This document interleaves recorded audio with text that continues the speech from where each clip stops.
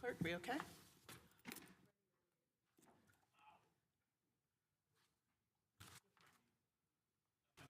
All right, thank you. I'd like to call this meeting to order, meeting of the City Council Authorities and Concurrent Stadium Authority Board meeting to order. Confirmation of a quorum, City Clerk? Thank you, Madam Mayor. Yes, confirming a quorum. And just to note for the record, Councilmember Hardy will be joining remotely. However, at this time, she's not yet reached her destination as the agenda has noted, so she will join in once she reaches it. Okay, thank you. So we have 3 items for closed session. City Attorney? Yes, Mayor, 3 items tonight, 1A, B, and C. 1A is conference with real property negotiators. The property is property owned by the city located east of Loyalton and west of Cold Springs in Sierra and Lawson counties. A number of APNs are identified there. Negotiating parties are the city. Representatives are identified on the agenda, along with a couple of reps from CBRE, negotiating with Washoe Tribe of Nevada and California Feather River Land Trust. Under negotiation, price and terms for sale. Item 1B is conference with legal counsel regarding existing litigation, Silva versus the City of Santa Clara, case number identified on the agenda. And finally, item 1C, conference with legal counsel regarding anticipated litigation, one potential case. Thank you, Madam Mayor.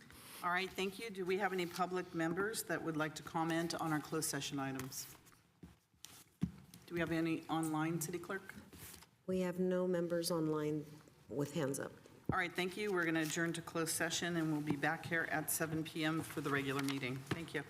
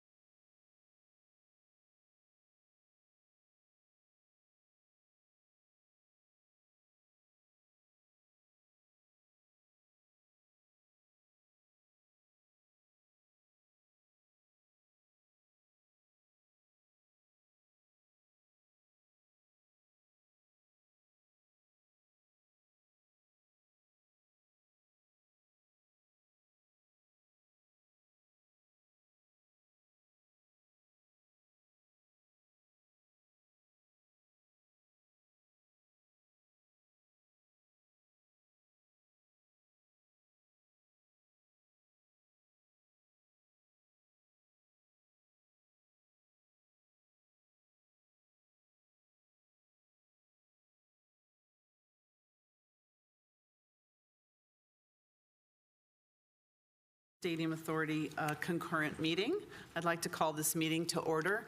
Could you please stand for the Pledge of Allegiance and remain standing for our statement of values?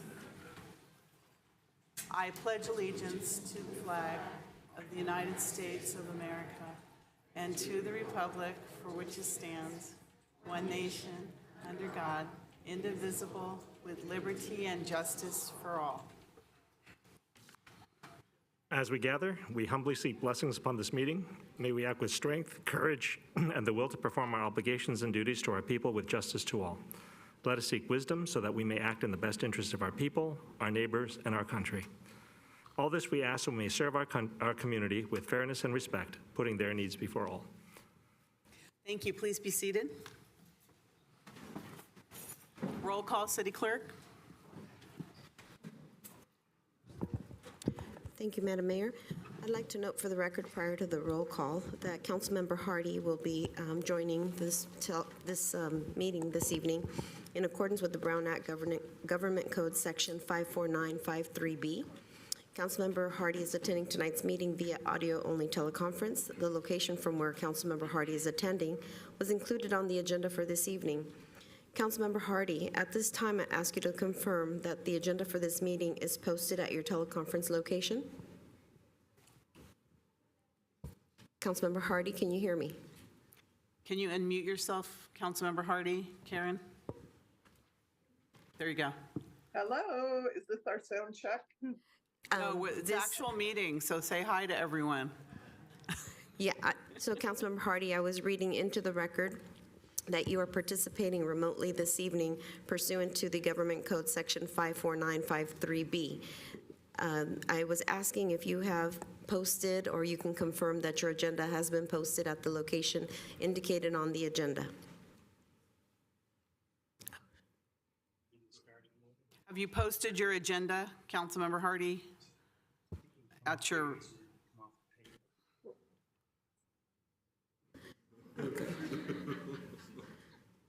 Is that a thumbs up?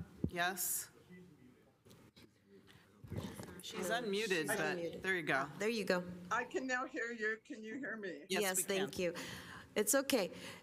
City Let me- Clerk has a question for you. Go ahead, City Clerk, again. And you can, Yes, please. let me begin again. I'm noting for the record, Councilmember Hardy, that you are participating remotely this evening pursuant to Government Code Section 54953B. I'm asking at this moment if you can please confirm that the agenda for this meeting is posted at your teleconference location. It is posted. Thank you. And that this location is accessible to the public? Yes, Please also state whether any members of the public are in attendance at your location. he just left. We saw him walk by. Thank Yeah, you. he just left. Okay, thank you, Councilmember Hardy. At this, and I'd just like you to know that for this evening, all the votes will be by roll call vote. So with that, Councilmember Board Member Watanabe. Here. Councilmember Board Member Shahal. Present. Councilmember Board Member Hardy. Present. Councilmember Board Member Park. Here. Councilmember Board Member Jane. Here. Vice Mayor Vice Chair Becker. Present. Mayor and Chair Gilmore. Here. Thank you. Okay, I will read the AB 23 announcement. Members of the Santa Clara Stadium Authority, Sports and Open Space Authority, and Housing Authority are entitled to receive $30 for each attended meeting. Statement of Behavioral Standards. The City of Santa Clara has adopted a code of ethics and values and behavioral standards for public meetings to promote and maintain the highest levels of conduct. This includes mutual respect, robust discussion, and allowing city business to be done in an efficient and consistent manner. Please note that as a presiding officer, the mayor's and chair's direction in matters of process and decorum should be followed, and that the use of the gavel indicates all conversations must conclude, and everyone in attendance should come to order and attention. Welcome and thank you for your participation. For those joining us this evening in the capacity as a registered lobbyist, we ask that you please identify yourself as such and disclose the clients and/or organizations that you represent. This is pursuant to City Code Section 2.155.110. Thank you, Mayor. Thank you, City Clerk. So good evening, everyone, and welcome. For today's meeting, the council's back in person and is conducting its meeting in a hybrid manner. The public is welcome to attend in person, and the city continues to use a Zoom feature to allow participation from the safety of your home or office. Members of the public can still join via the link and/or call into the Zoom meeting phone number shown on the screen now. If you'd like to speak on an agenda item or during public presentations, please raise your hand on the Zoom application or press *9 on your phone. Please only raise your hand while the item you're seeking to speak on is presented. Staff will enter your name or the last 4 digits of your phone number, and I will call on you to speak.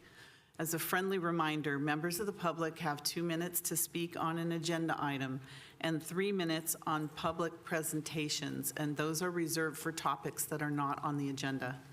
Prior to each agenda item, staff will lower your hand to ensure that members of the public are seeking to speak on the appropriate agenda item. So we'll move on now to the council agenda. All right. Reports of action taken in closed session, City Attorney. Thank you, Madam Mayor. Council did meet on all 3 items listed on the agenda. However, there were no reportable actions. Thank you, City Attorney. Next, continuances, exceptions, reconsiderations. Do we have any from the council, the public, or the staff? All right, seeing none, we're going to move on to our very first special order of business. For this evening, for our first item, the city recognizes the Santa Clara Historic Home Tour. The home tour began in 1978 to showcase unique homes in Santa Clara to benefit local nonprofits.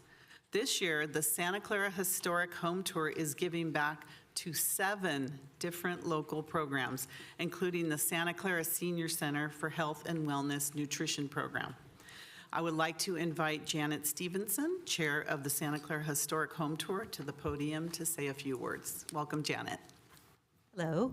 Actually, you said most of the words I was going to say, but good evening to Madam Mayor and council members. I'm very proud to be here to represent the Santa Clara Historic Home Tour, and we had a very successful year last year for our tour for 2023. So we were able to distribute our funds to it was actually 8 nonprofits in Santa Clara who either promote preservation in Santa Clara or who are very instrumental in supporting the home tour. And we will be having our home tour again this year, the first weekend of December, so we will keep carrying on, which is wonderful. So what I'm going to do now is I'm going to just announce the different organizations who are receiving a check from us and the representatives, and then after I've done listing them all, then maybe they can come forward for a photo, or you'll then? Yes, I was going to say, do you have the big checks or are those little checks? No, I'm just giving actual checks. Actual, no big check? I didn't do any big check. We just have the Those are actual real checks. They can go checks. cash Okay. these. Maybe as you call them up, they can come line up here because Okay. we're going to do a big Okay, giant group photo. wonderful. Okay. So the first one is Sue Cosden. She is the president of the Santa Clara Historic Preservation Society and Harris Lass Museum. So if she can come forward.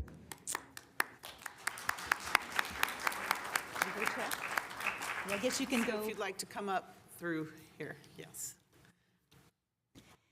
Second, I have Jonathan Evans. He's the president of the Old Quad Resident Association.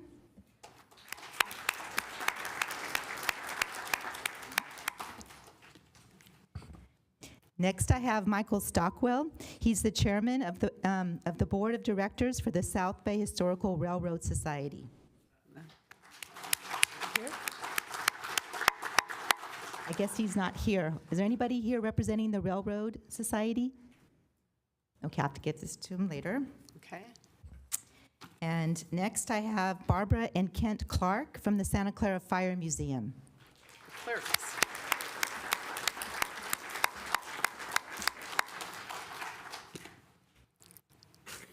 And Kent is looking very authentic, Kent.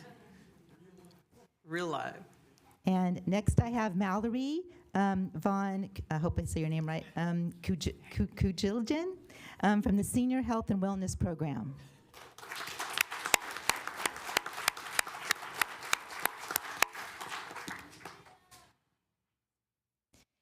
Next, I have Sue Fitzpatrick. She's the president of the Santa Clara County Historical and Genealogical Society.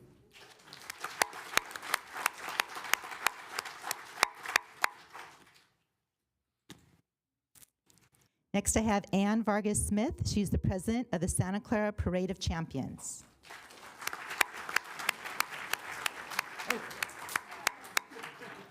Oh, she didn't want her check. I also have present, they were already presented their check at their anniversary celebration, but we also distributed money to the Santa Clara Women's Club and the Adobe, and I believe the president, Sandy Myers, may be here, or if, yes, and Jeannie Mahan. And Jeannie Mahan, if you can come up also too.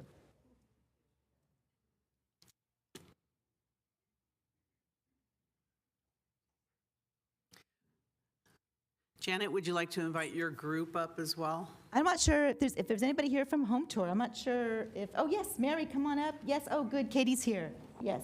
Anybody here from Home Tour, please come up. I'm going to ask the council to stand back here. It's going to be a big group, and we'll try to move my chair back.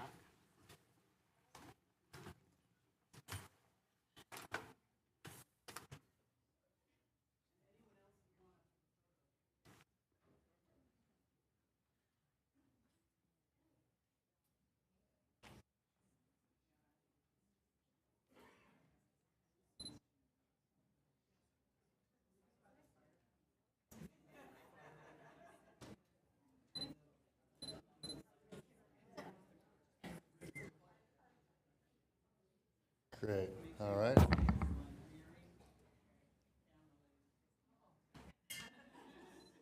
Hold that, Ms. Gray, hold that.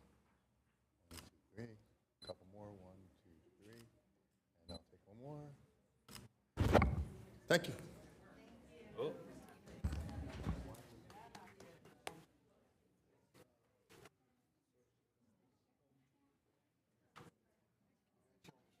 Congratulations, guys.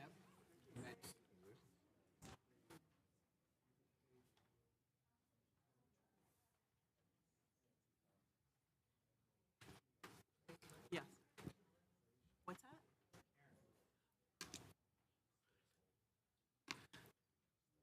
I don't see her.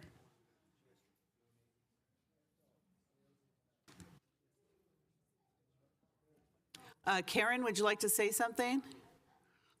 I would just like to say I wish I could be there in person, not just in spirit, but I loved being a coordinator for the historic home tour this last year. And I look really forward to next year because we will have our railroad depot on the tour. And I want people to know it is the oldest still operating railroad depot this side of the Mississippi. Pretty exciting. Thank you very much, Karen.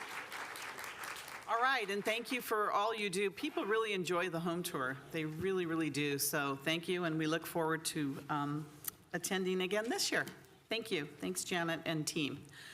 All right, so next, you're probably wondering why we have all these flags here. We are honored to recognize June as Portuguese National Heritage Month. On June 4th, 2021, Congress introduced a resolution designating June as Portuguese National Heritage Month. Santa Clara is very proud of our rich history of Portuguese culture and roots. This evening, we're honored to have the leaders of the Portuguese community in Santa Clara here with us. The SES Hall, founded in 1896, remains a central location for the community to gather and celebrate. I'd like to invite Sandra Avila, Secretary of SES Hall, to the podium to say a few words. Sandra?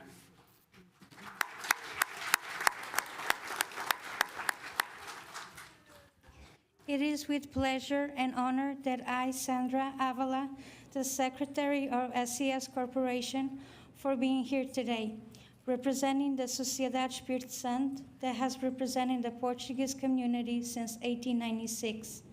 St. Anthony, Council 1 since 1902, Our Lady of Fatima since 1953, and Santa Clara Portuguese Band since 1974. Our community has treasured the city of Santa Clara as our home and continues with great pride as we celebrate the festivities and cultural events each year. The Santa Clara natives welcomed the Portuguese travelers in the 1800s with open arms, and in 2024, we are still welcomed and honored with open arms. The Portuguese community, with all the city of Santa Clara ethnic communities, want to acknowledge and thank you, all the board members, the police department, all city officials, and our Mayor, Madam Lisa Gilmore, for their overwhelming support. We are honored to receive the National Heritage Month proclamation. May God bless you, each and every one of you. Thank you so much, Sandra.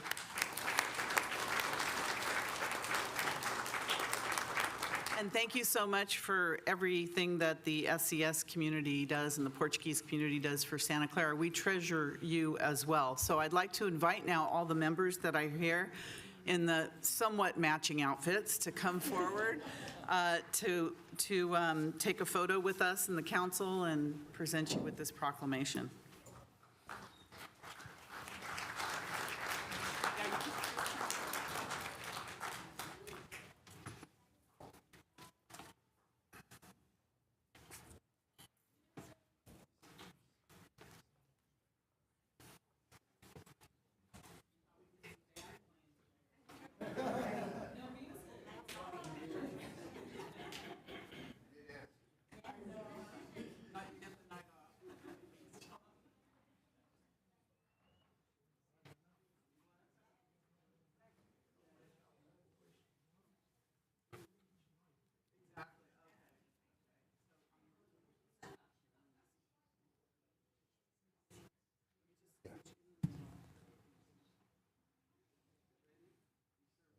Everybody, yeah, I got everybody there. Great. Hold that, folks. Couple more. 1, 2, and more. Thank you.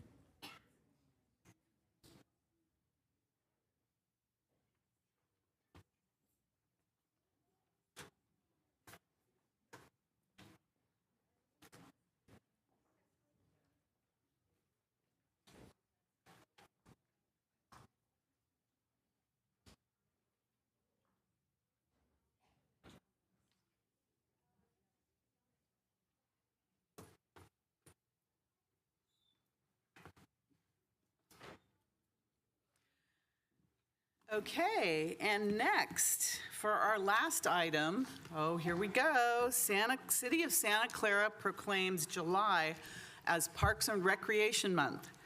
Our parks and recreation professionals are instrumental in creating communities in Santa Clara that are welcoming and inclusive through recreation, community events, and providing open space. This year's theme, Where You Belong, encapsulates the community-first mindset of the Parks and Recreation Department. Now, I invite the Parks and Recreation Department Santa Clara dance team to the front, and they're here already for a special performance.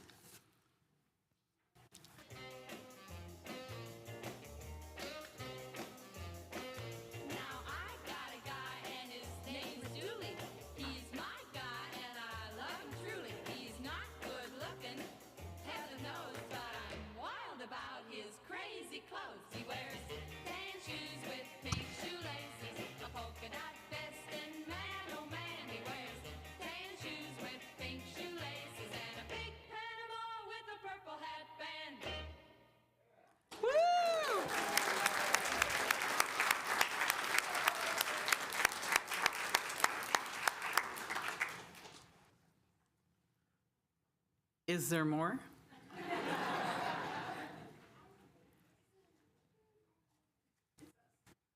Oh, okay. I just decided I would like to start every meeting just like this.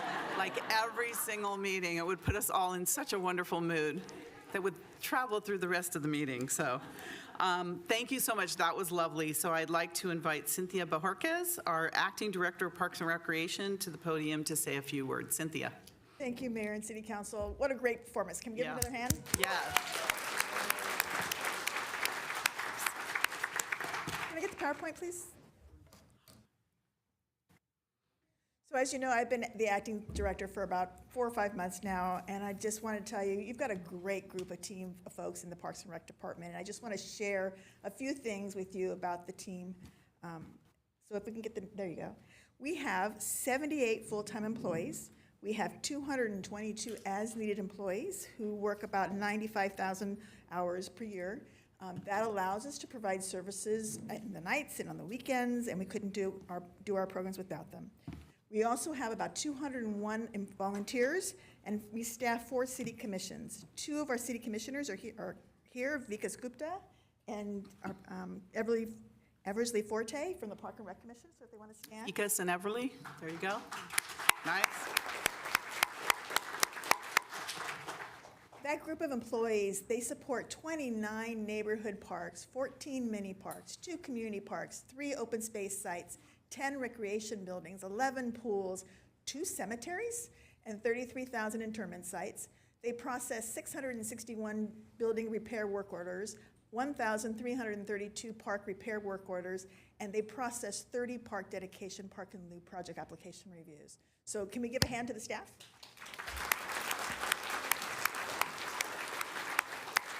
So in addition to doing the buildings and the parks and making sure you have a safe place to play, they also are responsible for a variety of programs and services for all ages. And you'll see some of them here, the programs at the Senior Center, the concerts in the park, Sunset Cinema, the Street Dan, our youth sports programs, the Art and Wine, and don't forget next week, 4th of July Festival at Mission College. Can I get the next slide, please?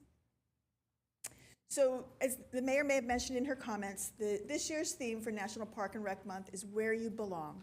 So what you'll be seeing this month is we will be doing social media posts with all of our programs, or many of our programs, to show where people belong here in Santa Clara, because we think people feel very strongly they belong here in Santa Clara. Can I get the next slide, please? To encourage them to get involved, we have created a calendar of events, and that you'll see that on the left-hand side. And so those are events that the public is invited to participate with us. Join us, come out and have some fun. And then on July 19th, it's National Parks and Recreation Professionals Day. So we're encouraging everybody to go out to those programs, take a picture, hashtag it with SC Parks and Rec Day so that we can see how you are enjoying Santa Clara Park and Recreation. Sorry. Next slide, please. So wanted to give you a message from some of your patrons. So if you can play the video, please.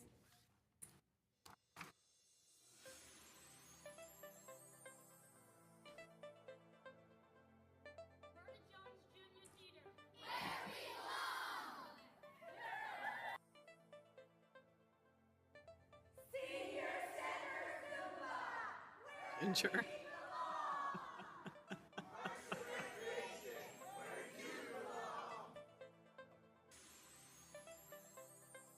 So at this point, I really do want to acknowledge the hard work and dedication of your Parks and Recs team. Home is where your heart belongs, so each of you have gotten a key to remind you as you go, Parks and Recs is where you belong. So at this point, I'd like to ask the staff to stand up and come up front, and we'll take a picture. That's great. Thank you. Thank you. We're so grateful for everything our Parks and Recreation Department does in our city. And we're especially grateful for these dancers. Is Miss Linnea here?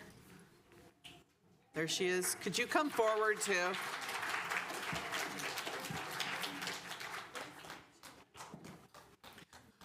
don't know how we're going to do this, but okay. Let's figure this out.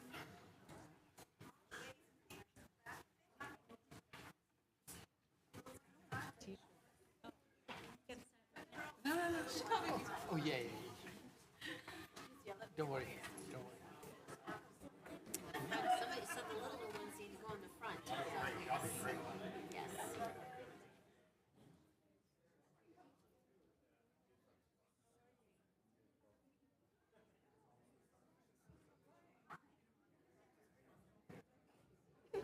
You guys get in the front.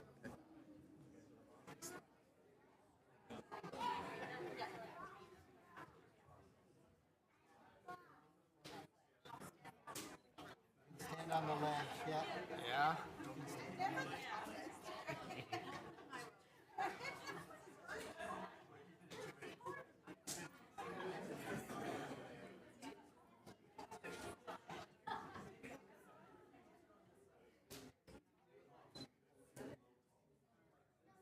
The woman right behind you, I can't even see her. Yeah. Maybe she can get in front or, all right, that's fine. That'll work. Just a little bit this way. I can't see you. All right, now I can. All right. There we go. I see everyone. All right, that's good. That. You here. That.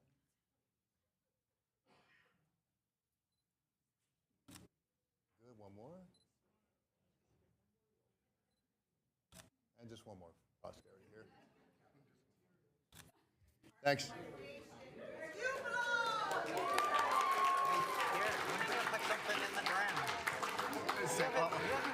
I have not touched the garden bed, you're right. Just admiring your work. He has a bed over there? He's part of my bed. Yeah. Yeah, but I'm letting him do all the work. He's a master gardener. I'm letting him do all the bad gardener. A good community garden leader, but a bad gardener. He hasn't put, we have a bed together, he hasn't put a single plant Not in a it. single plant. There you go. Sing it out. Sing it out.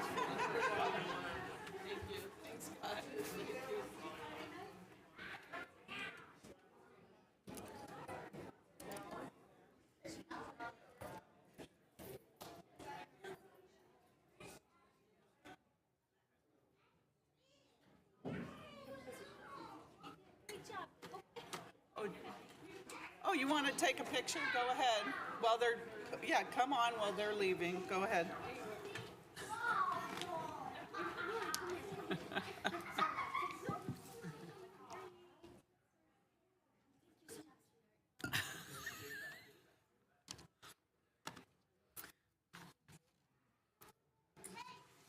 Okay, we lost a lot of our audience, but we're going to keep going.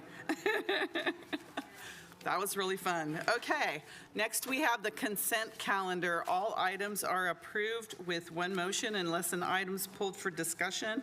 And I, for the record, will be abstaining on item 3L.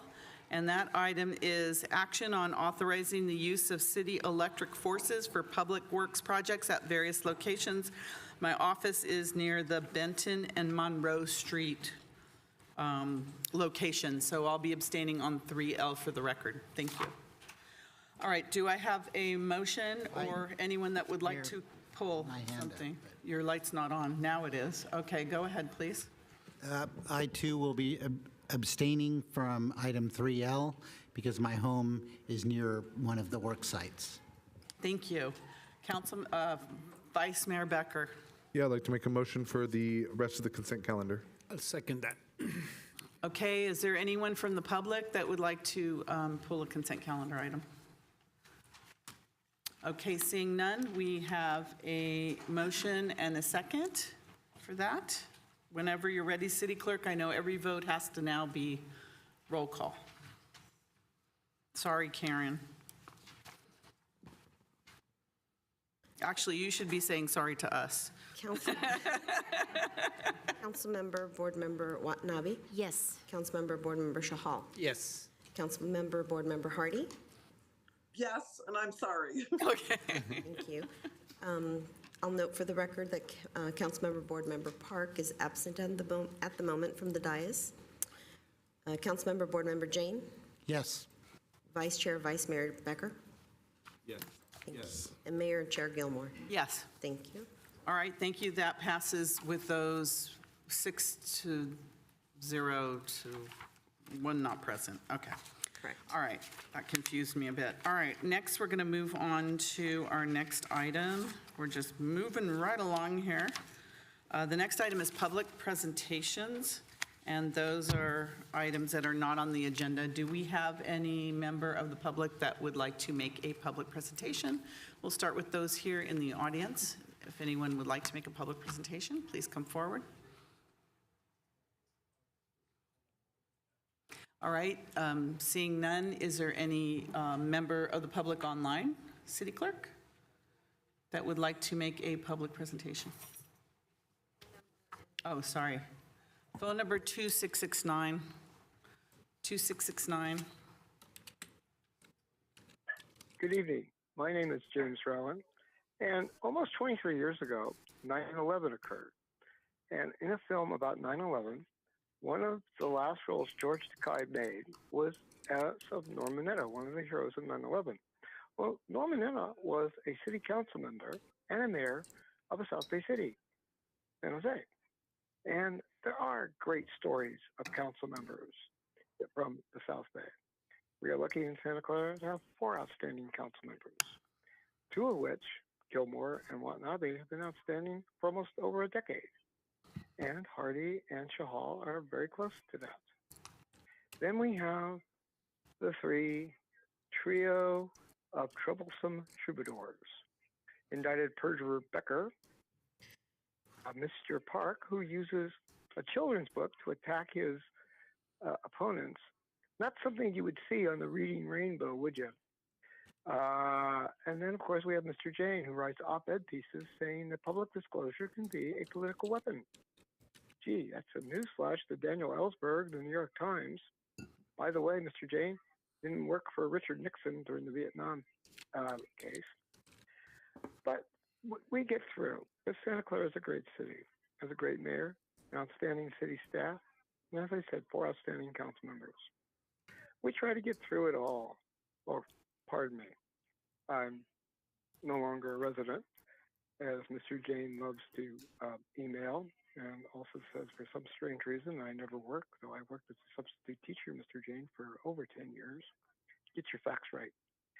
And of course, now later on this month, we will see another story, somewhat akin to the Trump trials, only this time for Mr. Becker. Try using a different approach. Well, anyway, you all have a wonderful evening. God bless the city of Santa Clara, and God bless the city staff, which are outstanding. And as always, reappoint Field, resign now, Becker. Thank you. Sarija? Sarija?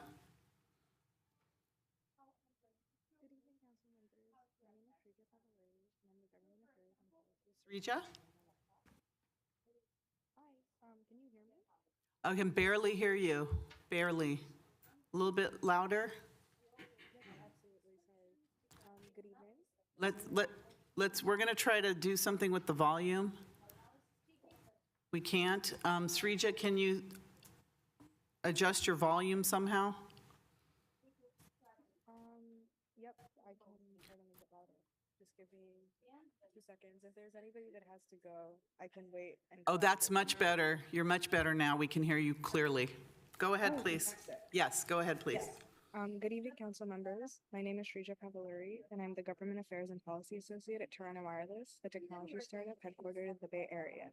Over the past 4 years, we have learned more than ever the vital role of our frontline hospital and healthcare workers, all putting our health before their own throughout the COVID-19 crisis. In recognition of their selfless work, our event partner, clean energy company Bloom Energy, hosted the inaugural Stars and Strides community event 3 years ago. And collectively, we have raised nearly $1 million to benefit the Valley Health Foundation. I'm here tonight to invite you to come and build on the success this Saturday morning, June 29th, for our 4th annual Bloom Energy and Toronto Wireless Stars and Strides Community Run and Walk, to support and celebrate our frontline hospital workers and the 1 million local patients they serve. Our ambitious goals for the 4th annual Stars and Strides Community Run and Walk will be much more attainable with your help and participation. First, our financial goal is to raise and donate an additional $360,000 to the Valley Health Foundation as they support 3 county hospitals and 14 healthcare clinics, which collectively provide healthcare services to more than 1 million of our neighbors annually. Second, our participation goal is for 3,000 paying participants in the 5K Run and Walk, MK Run, or the Kids Fun Run.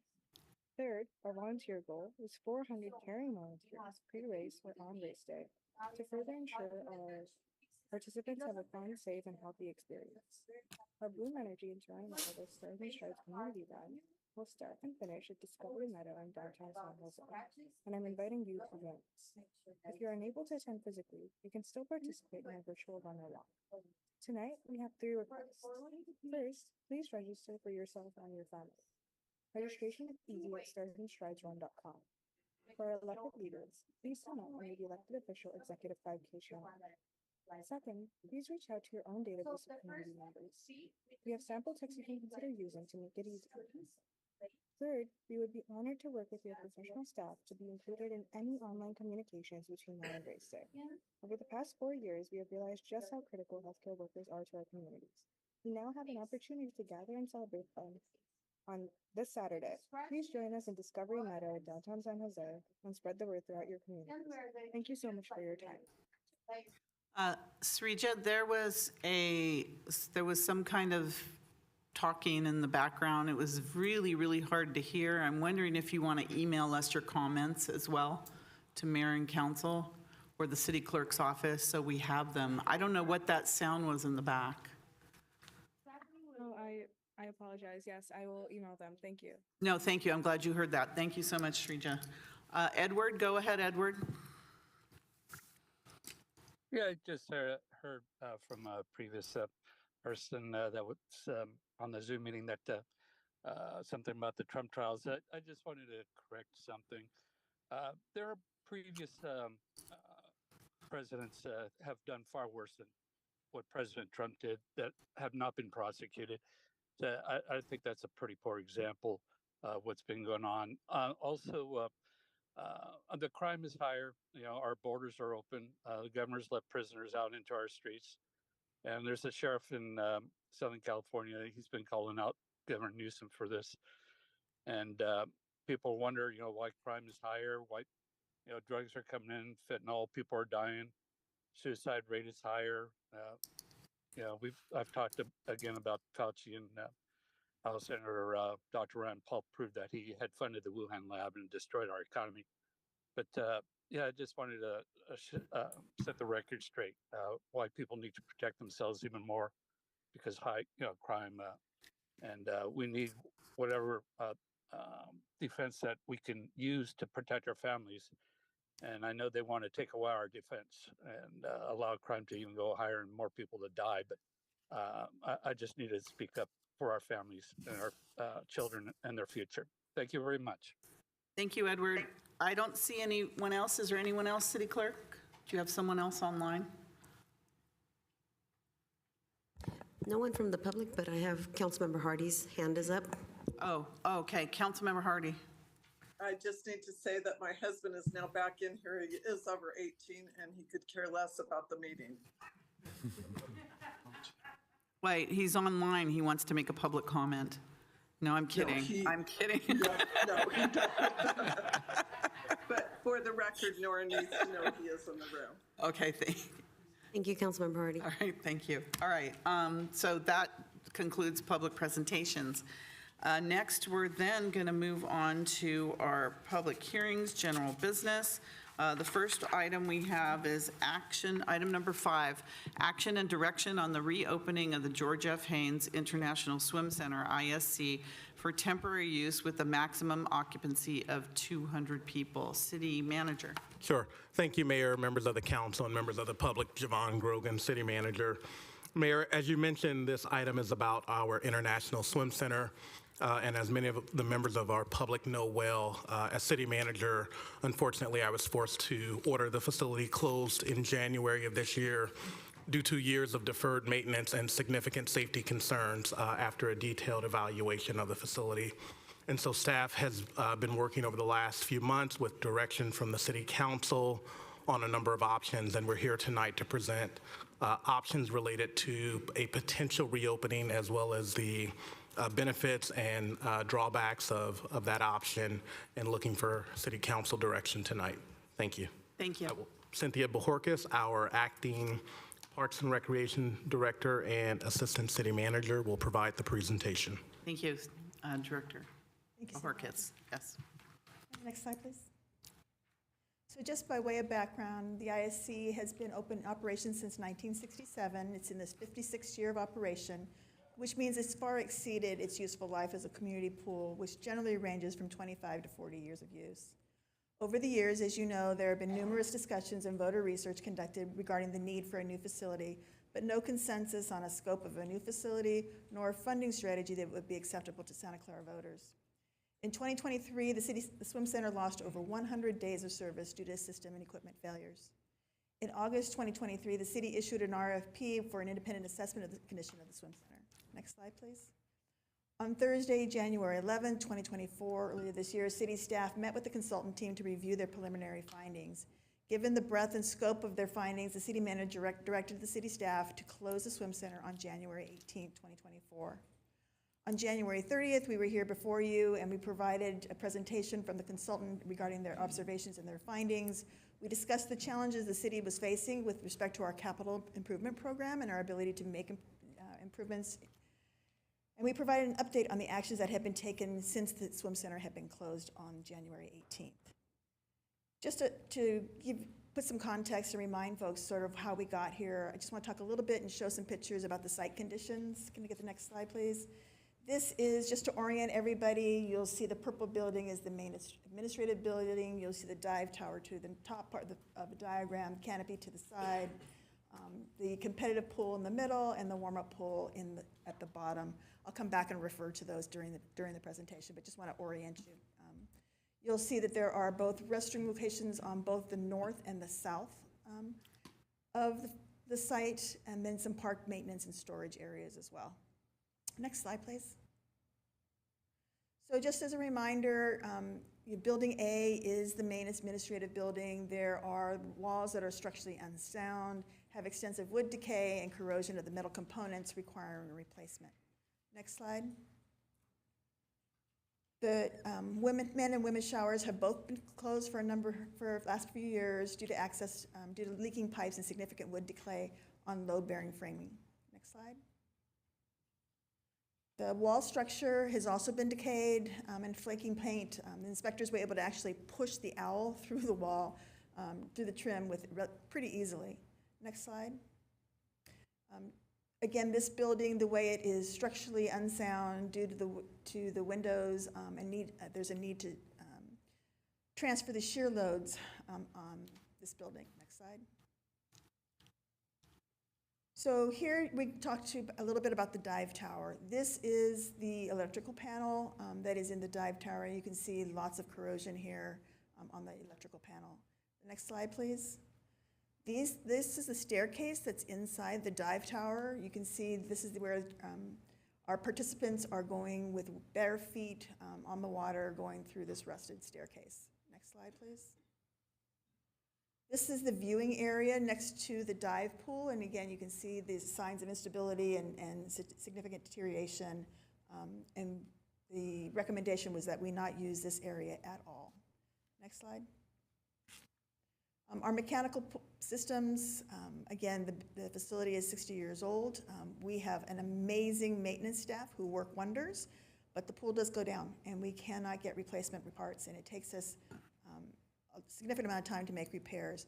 And the current mechanical systems do not meet the current code. And granted, we are grandfathered in, but as we start to make improvements, we would need to meet the current code. The bodies of water are commingled. They do not meet turnover rates and are in need of replacements. Next slide. This slide shows you the canopy. The good news is we have remediated the canopy gutters, and so you can see on the far right side, you could actually see through the gutters down to the bottom to see the pools. But we have remediated, and so as a result, we are able to now reopen the north and south restrooms from a park access perspective only at this point. Next slide, please. Again, here's another picture of the canopy. You can see the cracks in the walls. It's a standalone structure without connection to the roof structure, and it's unsafe to be inside the structure. Next slide. Again, here's the signs of the bleachers. You can see that it's moving and deterioration, separation and undermining of the footings. Next slide. Again, more signs of settlement and separation and undermining of the footings. Next slide. So we gave you that presentation back in January, and then we came back in March and gave you an update, and we've been giving you monthly updates on the status of the ISC as progress has been made. In the March update, we did talk to you a little bit about the initial meetings we had with the swim teams regarding their pool needs, initial conversations we had with the school district and community contacts regarding the availability of water. We provided the swim teams with a database of potential contacts, other agencies that had bodies of waters for them to contact. We did have an assessment conducted by the County Department of Environmental Health as well as the city building official to go out and review the findings that have been made by the consultant. We made repairs to Montague Pool. Rather than replastering it, we tried to make the repairs, and then a week later, there was more lifting in the pool, and now the pool needs to be replastered. We reassigned programming to other city pools as space allowed, and that included both city programs as well as what we could accommodate for the swim teams. Next slide. In April, we were before you with the list of corrective actions that were going to be required to reopen the ISC. The county has said we could potentially, if we remediated the deficiencies that we noted, temporarily reopen for use with a maximum capacity of 200. The estimated cost for that would be approximately $1.9 million. On May 28th, we were here again to give another update. At that point, a couple of developments had occurred. The first was we had received a letter from the county indicating that they were doing an audit of every pool in the county. They had experienced some drownings in the county, and so they were going back through, looking at all the pools to ensure that enclosures are sufficient to prevent accidental access. The second development was that we had worked with the LPA to create preliminary concepts for both temporary and permanent solutions, and we wanted the time to meet with the swim teams to go through those, to talk through some of the pros and cons of those. And then the last development was there was a change in the consultant team, so we had to work with them in terms of getting cost estimates and refining the final proposals. Next slide. So I'm here today to give you an update for June. With respect to the pool audits, Mary Gomez Pool has been inspected.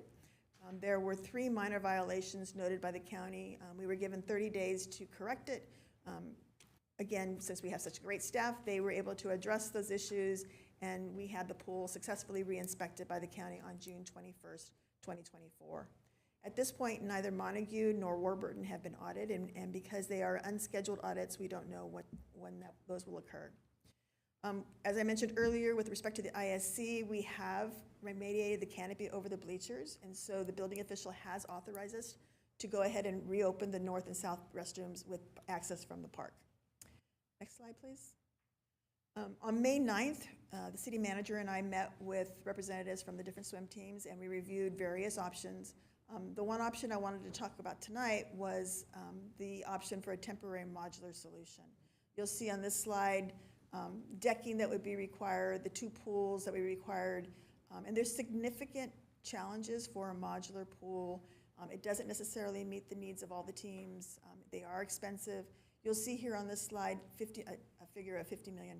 I just want to be very clear, that's an all-in cost that it would include if we were to put the temporary pools in the ISC site, because we know we'd have to still have a new building. We still need to have the site development and the SAGE structures and all that. So, and then the escalation to MPC is the midpoint of construction, just so you know what that figure is.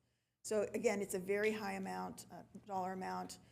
The swim team, when we met with them, had informed us that they had actually spoken to Mirtha directly, and they had agreed by consensus that we should not proceed with that option at this point. Next slide. We met again with the swim teams on May 16th to discuss the restrictions and the cost considerations for temporary use. Again, those restrictions are a maximum occupancy of 200 individuals on site with no access to the bleachers, the dive pool, or the administrative buildings. We do need to remediate the deficiency in the exterior fencing. We would need to install the interior fencing to ensure identified amenities remain safely secured and off-site for use. Again, keep in mind the county's audit. We would need to replaster the lap and the training pools to address deficiencies within 6 months. Initially, the county had told us that we would need to replaster before we opened, but they then told us that they could give us up to 6 months to replaster. Keep in mind that if and when we do that, we would then have to cease programs again and then restart. So there would be a disruption associated with that replastering. Remediation of the gutters, we have, as I mentioned, that's complete. And then installation of support amenities. At the request of some of our park user groups, we had installed porta potties to serve the park users. And so those amenities, in terms of the porta potties, are there. We would still need showers and other amenities. Next slide. So this is what it would look like if we were to, if temporary use of the existing facility was authorized. You'll see that there's no access to the existing building, no access to the dive pool, no access to the bleachers. And so we would have to reorient the entrance to get into the temporary use through where the storage area is now. There's an existing gate that we can use, but that would be the only area that we could be authorized to use. Next slide. So in meeting with the swim teams, they did acknowledge there is a significant cost associated with the temporary use of the facilities. Teams support the reopening of the ISC while plans for the new swimmer center are discussed. They recognize that it may be many months before work is completed to temporarily reopen, but hope that the work can be completed in time for next season's practices. In the interim, the teams will continue to pursue alternative facility use options in the community. Next slide, please. So on this slide, we've given you a summary of the cost estimates to reopen. You'll see that there are a variety of one-time costs, exterior fencing of about $500,000, interior security fencing and gates is $310,000, replastering of the lap and training pools, not including the tile and the deck repair, is a little over $1 million, and that's based on our experience of just having replastered Mary Gomez. So the one-time cost is about $1.86 million. And then on top of that, we would have ongoing costs, 2 showers and plus an ADA unit for $53,955 annually. So for an additional cost of $53,995 annually. I do want to point out that you have seen this slide before. However, on the previous slide, we had the cost of the canopy, which is no longer here. If in fact, the council decides we can remove the porta potties as well once we reopen the restrooms. So that'll save a little bit of cost. Next slide, please. So tonight, we're here because the city continues to expend funds at the ISC without benefit of program revenue or an approved plan of action. So we are here to seek your direction on 2 potential options. The first is to fund improvements to comply with the county and city requirements in order to temporarily reopen the ISC with a maximum occupancy of 200 people at an estimated cost of $1.8 million, or 2, to direct staff to continue the closure of the ISC pending development of a new permanent facility and to take necessary actions to meet the requirements of the county and the city to do so. Next slide. At this point, I want to go through the 2 options with you. And again, option number 1 would be to reopen for temporary use. This option would allow for the reopening of the lap and training pools with a maximum site occupancy of 200. The dive pool would remain closed. So in terms of pros for this option, the first pros is that 2 bodies of water will be available for the Santa Clara swim team. It will maintain the tradition of the Santa Clara swim team at the ISC. The exterior fencing improvements that are required by the county will be completed, and the 2 bodies of water will be replastered.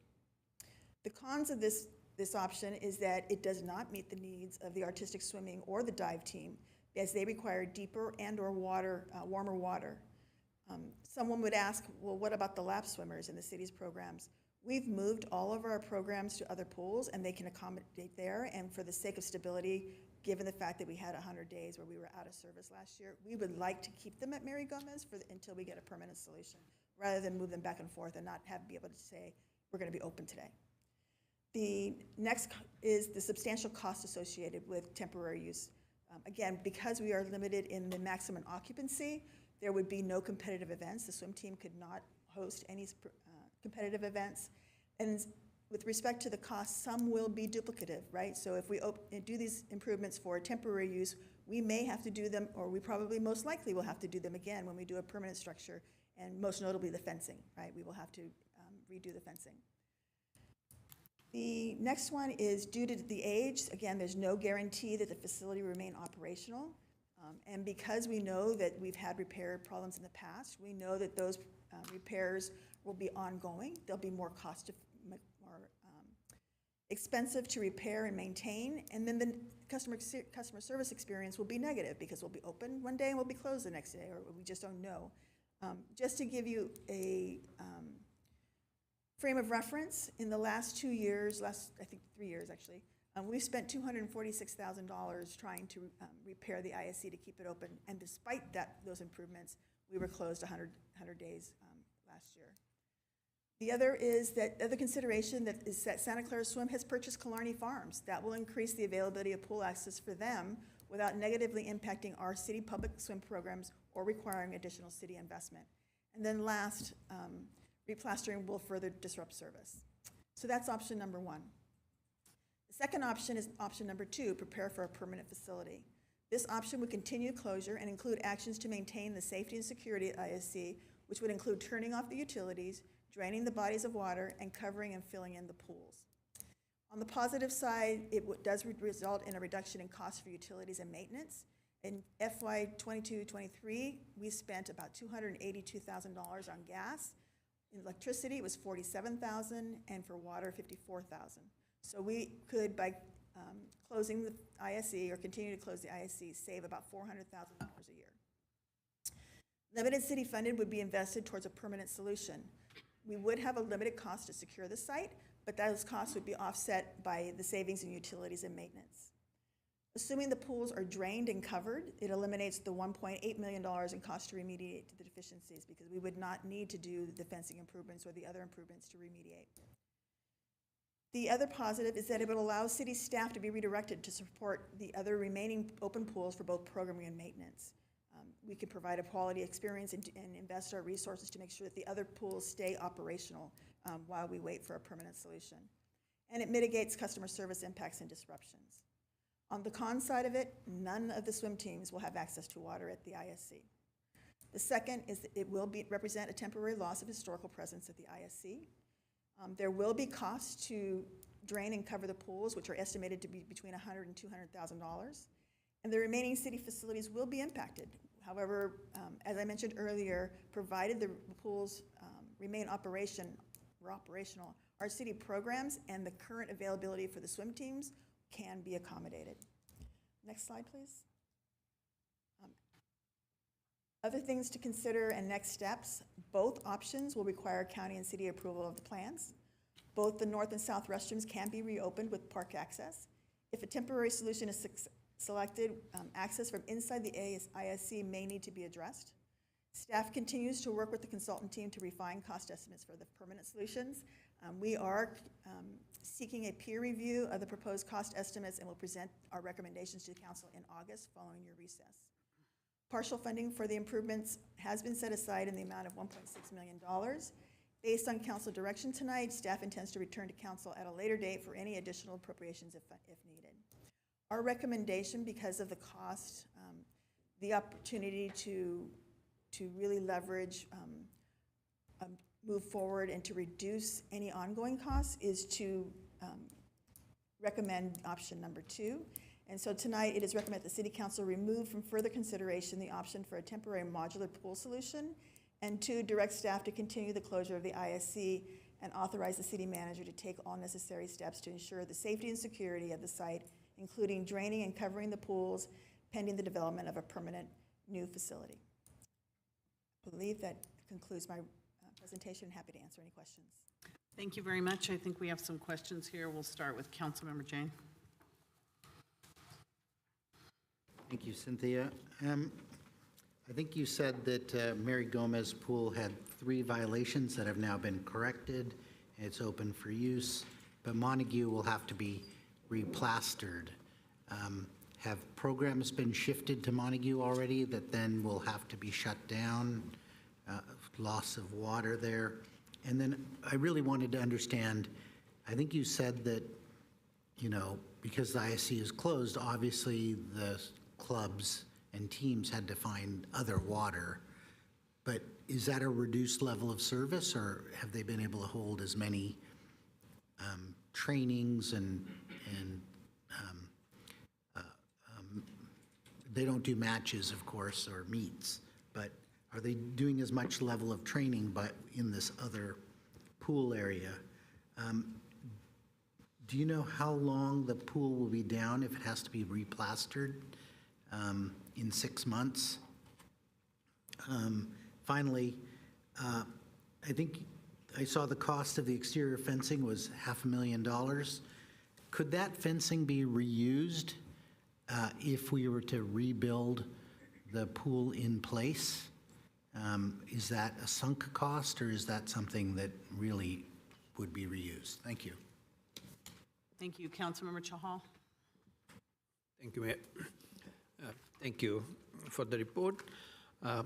Following up Councilmember Jane's comments, I know we did mention that we spent quite a lot of money on the mechanical upkeep of the pole, basically. So do we have an estimate, like if we want to refurbish the mechanical part of it, the heating and circulation and other thing, can we have a proactive approach on that?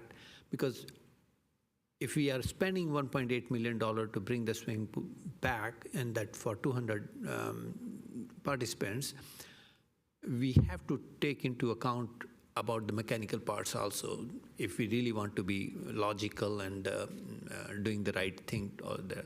Do we have any estimate on that? Like, can we have a proactive step?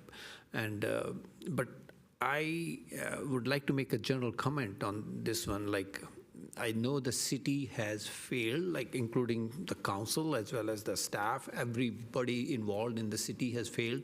Like, if you see these pictures, they didn't evolve within a day or 1 month or something like that. So that has been a failure on part of the city where we are today. We should take responsibility for that, and I feel sorry about that the situation we are in right now, it's really, really bad. I wish we could have taken that action multiple years back, and this should have been brought forward. We would not have been in this situation that we have to basically make a full stop and stop it permanently. So I feel really bad for our residents, for our users for that, basically. So my question stands like, did we put attention to that part? Like, what can we do mechanically? What would be the expense on that if we choose to go for temporary pool, basically? Thank you. Thank you. Councilmember Watanabe? Thank you, Mayor. Thank you for the presentation, Cynthia. So first question, I believe in a previous presentation, it was mentioned that the swim teams currently have water basically for all of their programs until, I think it might be through the end of the summer. But I'm wondering if we can come to a decision tonight about reopening the pool, could we immediately start like the replastering and the repaving that you mentioned? Second question, regarding the showers and the bathrooms. So you mentioned that there are currently some portable restrooms or portable potties, but you didn't include in the cost of the showers. And I'm wondering, you said if the council decided to do away with the restrooms, that way would be a savings, but could that money be applied to renting showers? Because I believe that was the discussion in the past about portable showers. And then, let me see, my third question. So regarding the fencing and the cost of the fencing, I know currently there's fencing up around the Magical Bridge, and that should be coming down in the next couple of months. Is it possible that that can be repurposed and used around the area in the ISC that needs to be cordoned off? And those are my three questions. Thank you. And I think that's it for the questions. Okay. So, Councilmember Jane, with respect to Montague, we were preparing to have the swim teams go over and use that as one of their sites, but that's when the plaster came up. And so we were literally calling them to tell them you could get into the pool because we had made the repairs when when it happened again. So we do not have programming at Montague right now. And based on what happened at Mary Gomez, it took us about 2 months to replaster Mary Gomez.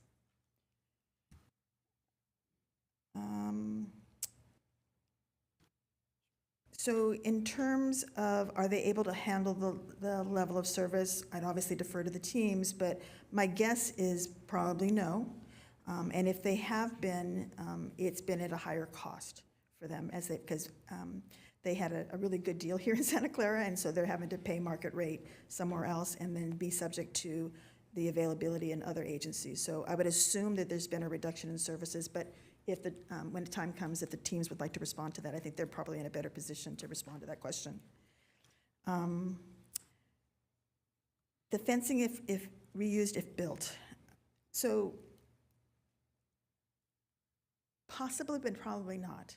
because you're going to go through a whole construction project, right? And so you're going to have a design process. You're going to may not want to use the same type of fencing. It may not be enough type of fencing. It may be a different footprint. So maybe, I don't know that it would be a good idea to do that, but possibly. The mechanical upkeep and the Councilmember Shahal, the questions about mechanical upkeep and refurbishable. I can't give you an estimate because we don't know what's going to happen or what's going to break next, right? That's been the challenge with the ISC. I can tell you what we've spent, and that was in the report, right, the 245. We just don't know what will break next. And so in terms of can we refurbish, we've been refurbishing for years. The staff does a really good job and does everything they possibly can to keep those pools operational. We have had challenges last summer in trying to find the equipment, the parts that we needed, those kinds of things. It is a 60-year-old pool. It's very hard to find, and we actually had to have some of the parts made for us. So could they be refurbished? Again, possibly, but it's probably going to be expensive and time-consuming for that. Hi, Javon, City Manager. I'll just expand upon that because we did ask the consultant about refurbishing the equipment. And what sticks in my mind is the term that they use of, it would essentially be like Swiss cheese because we would need to take up all of the subterranean piping and redo all of the piping from the equipment room, drain the pool, and at that point, we're essentially rebuilding the entire pool facility. And so they did not think that it was possible to simply upgrade the equipment because the entire design of that equipment is 60 years old, and then we would need to completely excavate from the equipment room to the pools and then redo all the piping and filtration that goes back and forth. And so they ruled that out, and I know we had that discussion when we were talking with the consultants, as well as with the fencing. If we put up new fencing and there's hopefully one day funds to rebuild the ISC, the demolishing of the ISC, that construction project, that new fencing, all of those poles that go up will essentially be a sunk cost. Maybe they can leave up one side, but we've talked to our Public Works Department about the type of construction activities that would go on if there was a demolishment, a repacking of the soil, and a whole new facility built there. You would really need to take out that fencing that was put in. And so that $500,000 may very well be largely a sunk cost. And then, Councilmember Watanabe, to your questions, I just want to clarify on the cost. So we have included the cost for the showers. What we've eliminated is the cost for the porta potties. Right? So because we will need the showers. If the restrooms are open, we don't need the porta potties. And then in terms of saving money, we only save money if we turn off the utilities and fill in the pools. So that's inconsistent with reopening. And then I think the city manager answered the question about fencing. And then the question about how long to restart. Obviously, we need to figure out, we'd have to bid out the fencing project and go through that process. We'd have to replaster the pool.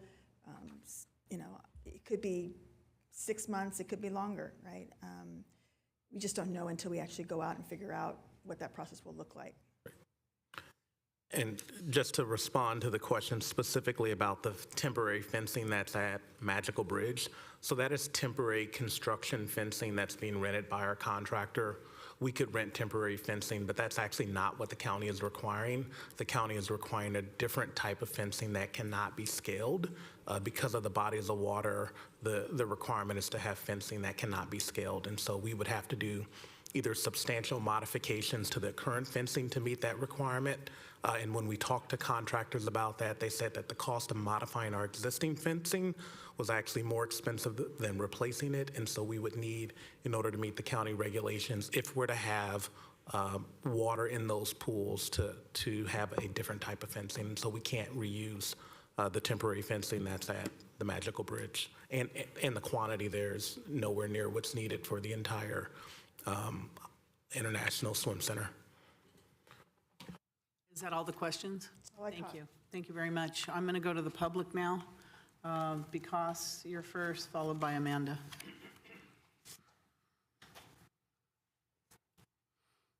Welcome.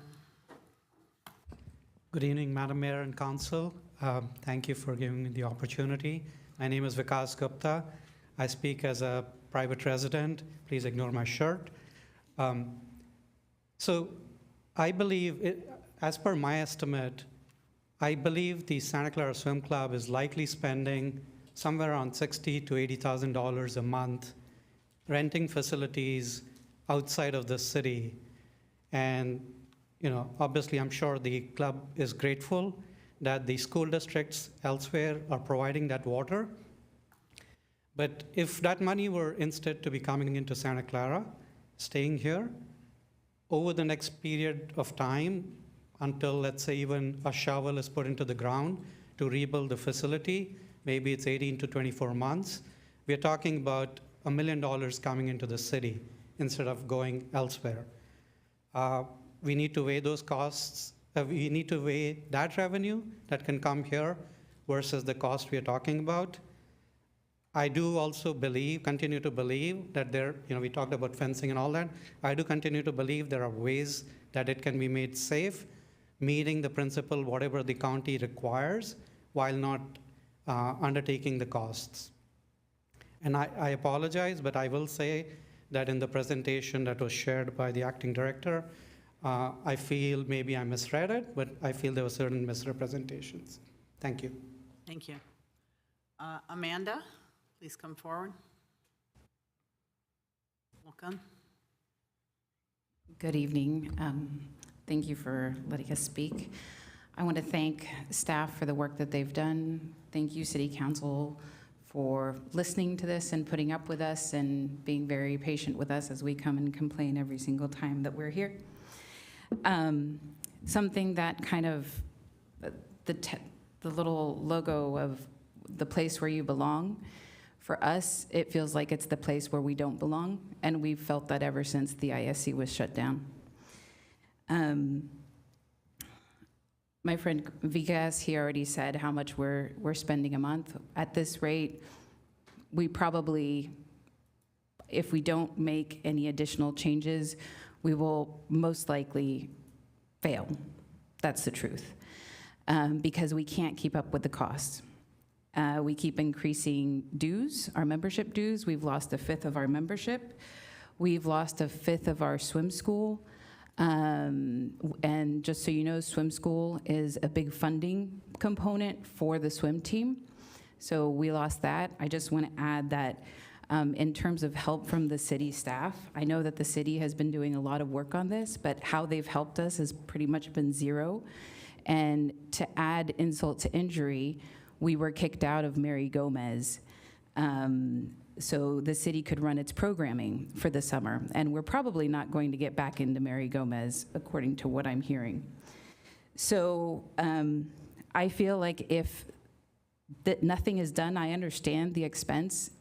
I see the logic, but I also see that if this isn't done, if we don't try to repair it, then, and we fill that, we empty it with water, that place is gone. We're not going back in. Thank you. Thank you, Amanda.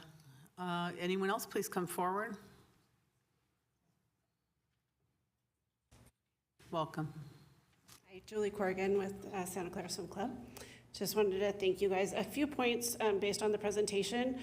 Our purchase of Killarney Farms, it does not meet the needs of our competitive program at all. There will be no competitive swimming done at that facility. It is simply for our swim school. And we need that to survive. Just as you know how long it takes to repair the pools, we're having the same issue there. We're not open, right? So that hasn't solved any issues yet. We have around 500 members of our competitive and master's program that are not swimming in the city of Santa Clara right now. So, that facility is not really a function in this conversation.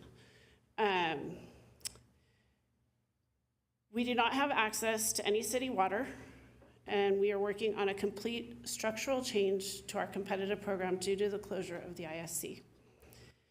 Parents are having to travel outside of Santa Clara for practices, and we do not have access to water during the school year that is adequate.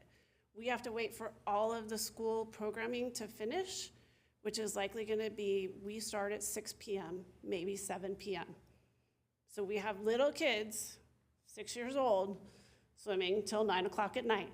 That's not something that we want for students and athletes. Our membership, staff, and volunteers continue to be negatively impacted by this closure.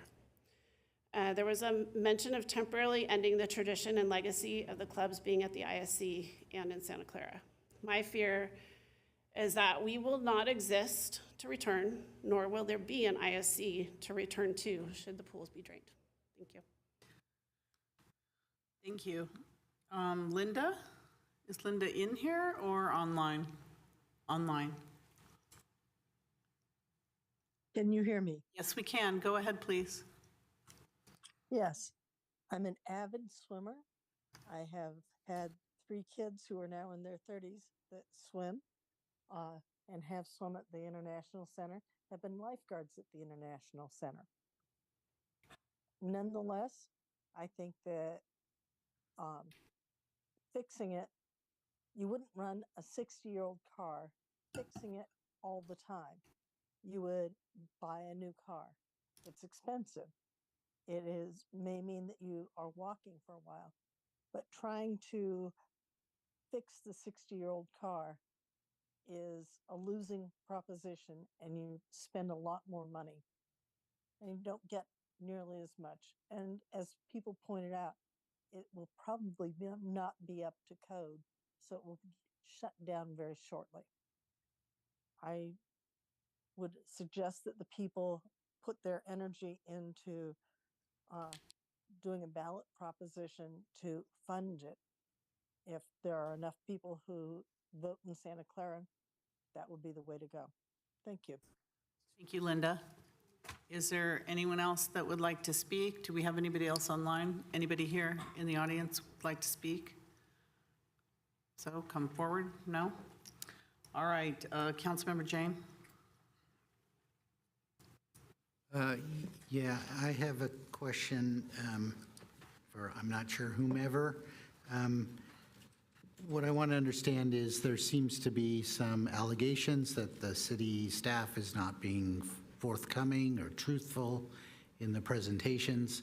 I'd kind of like to understand where that disconnect is, but fundamentally what I want to understand is it true that swim club people are not swimming at Mary Gomez or not? That seems to be unclear to me. And then when I hear that the swim clubs are spending $60,000 to $80,000 a month to find water elsewhere, there would not be dive pool or anything else. So if they're finding water for those reasons, that would not even happen here. So I'd like to differentiate. How much are they spending to find long water? Just the competitive pool that is the only thing that would be open temporarily. So I think the numbers don't quite gel for me when those kinds of numbers are there. And then I just have a comment saying that all Parks and Rec are subsidized very heavily, like 80%. So the fact that we're going to build anything, it's going to be heavily subsidized by the city through the infrastructure bond or through any mechanism to build and maintain the pool. So the fact is that when the pools are rebuilt, they will be at a much less than cost recovery for anyone using our pools. There was a question in there. City staff, do you like to address the question? So I can't address the discrepancy, but I can address the Mary Gomez. I'm hoping that staff will text me back as quickly as I can, but I can tell you that no one's kicked out of Mary Gomez. We are doing our summer programming at Mary Gomez, and so that might be, we had additional time prior to our summer program. We do the summer program every year, the same program every year. So I don't know that they were kicked out, and I don't believe that they would be kicked out permanently either. It's our regular summer programming. I'm just trying to get staff to confirm that on that question. And then in terms of the costs of the fees, just to remind, if they are paying that, they were not paying that to the city, right? And so any opportunity as we go forward, we would want to revisit this. Clearly, we are below the market, right? And we have an opportunity to not, we want to make sure that they're here, but we need to make sure we get a fair price for our pool as well, and to look at how we might renegotiate the agreement. I know that the swim teams are very committed to trying to raise money and to have a philanthropic effort to try and do their part. And we'll need them to do that, right? We will need them to raise money if they're going to be back into the ISC at the future and want to have a continued partnership. That's what a good partnership is. Everybody brings something to the table. But from a historical standpoint, we have not been receiving that level of revenue from the swim teams. Did you have a follow-up? Well, I just wanted to understand, you're running your regular summer programming there. Are those basically removing any swim club people from having any programming there because you're so busy running the regular summer programs? So again, when we didn't have our program, because we only run it during the summer, we gave that time to the swim clubs, right? We now are running our summer programs, which means I'm trying to get somebody to respond back to me. I don't know that they're in the pool now, so I can't confirm or deny it. But once we end our 8-week program, there will be space again available at Mary Gomez to make available to the teams. All right, Vice Mayor Becker. Yeah, through the mayor, would it be possible to hear a rebuttal from the swim club? Because I know that I see some shaking heads, so I'm wondering if that would be possible. I think they already said they're not at Mary Gomez. Is that what you're asking for, a rebuttal? Well, I'm seeing a lot of shaking heads and concern, right. so I kind of want to hear a little Is there further. something you want to add to that? So you had asked about the 60 to 80,000. That is only swim club. We don't know how much dive is spending. We don't know how much the artistic swimming is spending. That's only us. Okay, thank you. Is that it, Vice Mayor? Oh, go ahead, please. Come on up. In regards to how much we've been paying the city for the ISD over the years, that's our contract that we had with you. It's not our fault that no one has asked for something else. No, I don't think anybody was suggesting that it was your Okay. fault. Thank you. No, whatever the contract is, the contract is, so. Mayor. Did you, yes. Vikas? Sorry. Go ahead. Let's just stop here for now. City Manager? Yeah, I just want to respond to that, because I think one of the things we're discussing is how much the Santa Clara Swim Club paid to use the ISC on a regular basis, and what they're paying now to use other facilities. And so what I know to be the case is what the club has said is that they're paying roughly $60,000 to $80,000 per month to use other facilities. The contract that the city had with the International Swim Club, they had both their offices at the International Swim Center, and the price was roughly $20,000 a year, and the city also provided them with a grant of $20,000 to put on events. And so 20 for rent, but a grant for 20. And so the International Swim Club was not paying market rate. The city had a long-term agreement with the club, and that was something that the city had. That said, we know one of our challenges is that we have not been able to set aside money for infrastructure and maintenance, and clearly we have not had the funds to maintain the ISC. And I agree with what the swim club says, that's not necessarily their fault. They had an agreement with the city for a rental rate, they pay that. And so in having conversations with the swim club totally recognizes that in a new facility, they would need to pay a higher rate. What that rate is, what that potential facility would be, we don't know yet. Frankly, the city doesn't have the funds to build a new international swim center.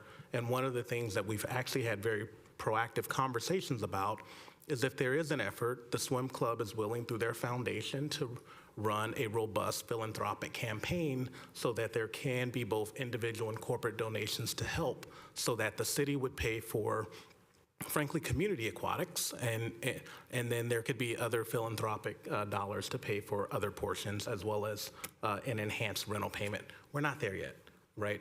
We're here talking about, is there, based on the analysis, the pros and cons and the costs, does the council desire to temporarily reopen the facility or continue with the closure and focus on a permanent replacement? And all of those details with regard to a permanent replacement, how it may be financed, how costs may be split, what future rent would be, would really be a to-be-determined discussion. Councilmember Chahal. Thank you, Mayor. So, city manager and the team, basically, right now, the swim club says they are paying that money outside and they're willing to pay this money to us, basically. So does it make sense to analyze this thing from a financial perspective, like, okay, we consider this as a revenue and we have $1.8 million improvement cost, basically, and then in a year, even if I take 60,000, we are recovering 720K. I'm not sure, but you need to sit with them and find out whether they will be able to give that fund. And second thing about the philanthropic donations they get. So does it make sense financially that we revisit this thing after the fair commitment from the swim club that, okay, if you reopen this thing in, I'm just taking an example, reopen this thing in November, we are ready to give you $50,000, $60,000 every month for a usage of 200 capacity. And then also on top of that, like whatever philanthropic large donations they can get, would then it be feasible to bring this back as a temporary facility? Sure. I do think we could bring this item back later after further discussion. However, I want to say we've had those discussions, and the reality is, and part of the reasons why staff is presenting the pros and cons is we want to be very transparent in the sense of absolutely there's the ability to negotiate for the swim club to pay more. I think what they've said tonight is they can't continue paying $60,000 to $80,000 or else they'll be out of business, right? And so it would likely be an amount less than that. But the reality is for the city is we would need to invest roughly $2 million. But our history is the equipment is 60 years old. It was out of service for 100 days last year, and we could invest that $2 million, but if the equipment goes down, they're not gonna pay us for rent for a facility that they can't utilize, and they would need to utilize those funds to buy water somewhere else. And so the city council is really in a position of making albeit a very, very tough decision of investing $2 million to try and keep a pool running that we know has a history of failing, that we know when parts break, they have to be remanufactured because you cannot purchase these parts on the open market. And we know that that facility has reached end of life several years ago and essentially has been decaying in place because the city has not had the funds to maintain it or rehabilitate it, but there's been it came to the point where the facility had to be closed because of safety reasons, and so I think the city kept the facility open as long as they could. And so if it is to reopen, there needs to be some investment, but that investment is not guaranteed. So on that side note, thank you for the comments. On the side note, like, are we in process of auditing our other facilities so that we are not in this type of a situation in future, basically, because this is something really extraordinary in a negative sense which happened. So what are we taking any proactive steps to audit our other facilities to avoid this type of situation? Councilmember, that's a great question, and frankly, the answer is yes and no. The yes part is we are absolutely looking at all of our facilities, especially our aquatic facilities, and saying, what work do we need to do to keep them operational? The no part is the city has over $600 million of deferred infrastructure. This city has conducted study after study of its deferred infrastructure, and at some point we're spending money studying things and we know what needs to be fixed. The ISC had a report done nearly 7 years ago, or over 7 years ago, that determined that it was end of life. And a number of the things that were identified in the recent study that cost over $300,000 were identified 10 years ago. And so we know the problem. Santa Clara's challenge is it doesn't have the money to fix it. And so as we said, I think in January, the International Swim Center is probably the most egregious example of the city's deferred maintenance, but it's not the only one, which is why we're having conversations about a general obligation bond, because there needs to be an infusion of cash to address our infrastructure needs, and the ISC is one small piece of that. Thank you. Councilmember Watanabe. Thank you, Mayor, and thank you for the additional inputs. Listening to the members of the swim club, that have talked about the fees that they're expending on a monthly basis, when you look at the total cost over even just for 1 year, if the city were to put that $1.8 million towards reopening the pool, based on the fees that would be generated from the swim club back into the city, that cost would be basically eliminated in about 1.5 years. So I think for that small, it's a lot, but at the same time, when you look at the bigger picture, it's a small part of what could be done to get the pool opened right now. I know in the proposed budget, there's about $42 million, I think it is, about set aside for swim issues. I don't know what they specifically are. But to look at the philanthropic arm, I mean, I really appreciate the proactiveness of the swim club to start a philanthropic organization to help raise the funds. But for them to raise, say you want to raise the additional $42 million, that's going to take a heck of a lot of time. And when you look at the investment that the swim club has already made into the city of Santa Clara, I think that to lose them would be an even bigger loss over a period of time compared to what they've already invested into the city and into the history of the swim club in the city. The other thing I just want to mention, Amanda mentioned, you made the comment about, the national theme about where you belong, and you felt like you didn't feel like the swim club didn't belong. But, when I heard that comment tonight, I thought to myself, well, this is a good example of why the swim club belongs. And so I appreciate the theme. However, something else I just want to add, it's been brought to my attention that the CDC has actually identified that over the last 5 years that 4,500 people die due to drowning each year. And it's increasing 500 more per year because of lack of access to swimming lessons. And so, that I think has to be taken into consideration as well by our lack of not having the proper facilities to offer these kinds of trainings and provide these skills. And I appreciate how, the swim club has purchased Killarney Farms with that intent to teach swimming lessons. But that's going to take some time on their part because they're running into challenges. But in the long run, I feel that to go ahead and open up the swim center and to take the monies that they are currently expending all over the Bay Area and taking their children at all hours of the day so that they can get to their lessons, to get their trainings. And I think they even talked about I know Julie mentioned about the trainings at 7 o'clock at night. I've heard that they were even considering 5 o'clock in the morning for middle school kids to get their lessons, to make sure that they were getting the proper training. I mean, we're just asking so much of our families and taking the risk of losing so much because of this, to go back and look at the fact that we need $1.8 million to rectify, to open up the pool with these requests, but at the same time, knowing that the swim club is ready to reinvest that money that they're spending all over the Bay Area right now, and probably a lot more, they would rather put it back into the city so that they can be here in their own pools. Thank So, you. thank you. City Manager, I'm going to let the council speak because you've spoken a lot on this, so unless you have something different to add. I just wanted to correct a misstatement, a fact.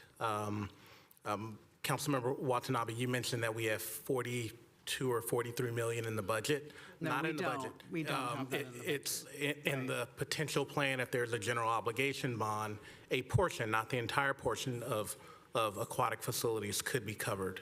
And so that's not in the budget. In addition, I think what we've heard from the swim club is that they can't keep paying the $60,000 to $80,000 a month, and so I don't know what level of revenue the city could obtain from the swim club that would keep them operational, and we certainly want to do that. And so I think we would need to have further discussions with them to determine what revenue would be possible. Thank you. Councilmember Park? Apologies, but my console isn't working. I can't raise my hand, just so IT knows this. Your hand was up, so. It was, well, again, it wasn't up because I raised it. Okay, thank you. Thank you very much to the clerk for that.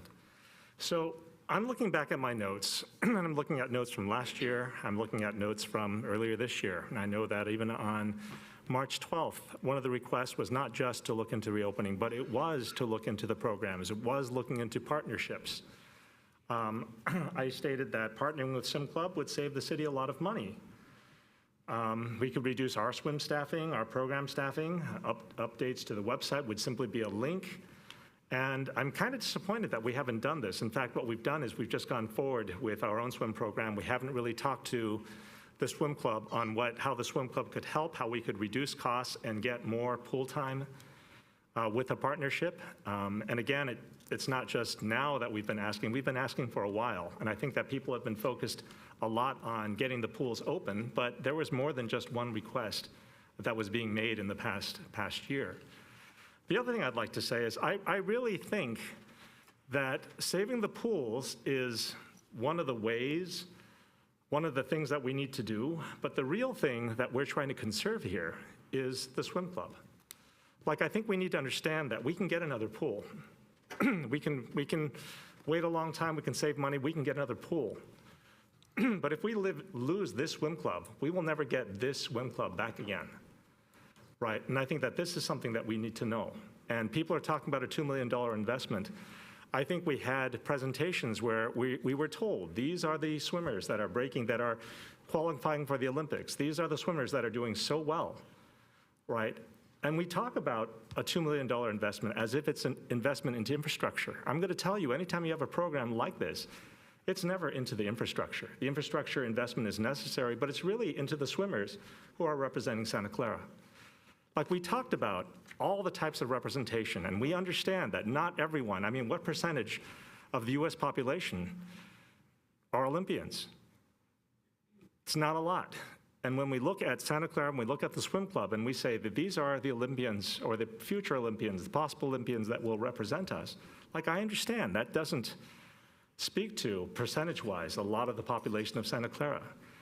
But Olympians aren't meant to do that. Olympians are supposed to set an example for everyone, right? And again, one of the reasons we have Parade of Champions is because of the swim club. And again, if we're looking at this and we're treating this as only an investment into a pool, into a structure, if we look at, how we can improve a place in Santa Clara, I think we're looking at the wrong thing. I think what we really need to do is look back and look forward and look at the swim club's place in history. And if we're not going to do that, then you're right. $2 million, $10 million, $1 million seems like a lot of money. But if I were to put my money and put my support where I think it belongs, to the people who are training our children, to the children who are representing the city, and to the reputation of the city itself, like, if we have the money, I would put my money there right now. I understand that a lot of people say, well, that doesn't have a lot of support percentage-wise. And I fully understand that. I fully understand that. But I also know that percentage-wise, there aren't a lot of Olympians who think that either.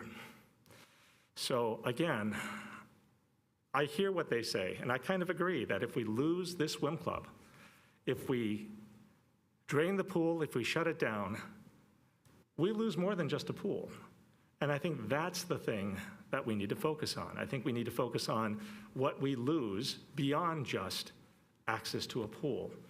And I really think that it's short-sighted for the city to offer swim programs and deny the swim club access to a pool when people are trying to learn how to swim. They teach people how to swim, and they're trying to get to the Olympics. I'm a little disappointed that we haven't had a little bit more discussions on how the swim club could work with the city. I mean, I hear the discussions all the time how tennis and letting a third party run the tennis courts is a good thing and why that works. But I have not heard a good reason why that could not also work with the pools. So, I would like some more information on Mary Gomez, and if in fact, we are denying use to the swim club because of our programs, and I would like almost immediately to look into how we can partner together so that we can get pool usage and swim programs at the same time. It doesn't have to be one or the other. And I'm a little disappointed that we focus so much, knowing that there's a lot of different issues, we focus so much on one area, and this is all we could come up with. Thank you. Thank you. Councilmember Hardy? Thank you. I think the council, and it's not fun and it's not pretty, but we have to focus on what is on our agenda for tonight. Staff needs a decision about whether we are going to try and pour almost $2 million into a pool that we know is fundamentally broken.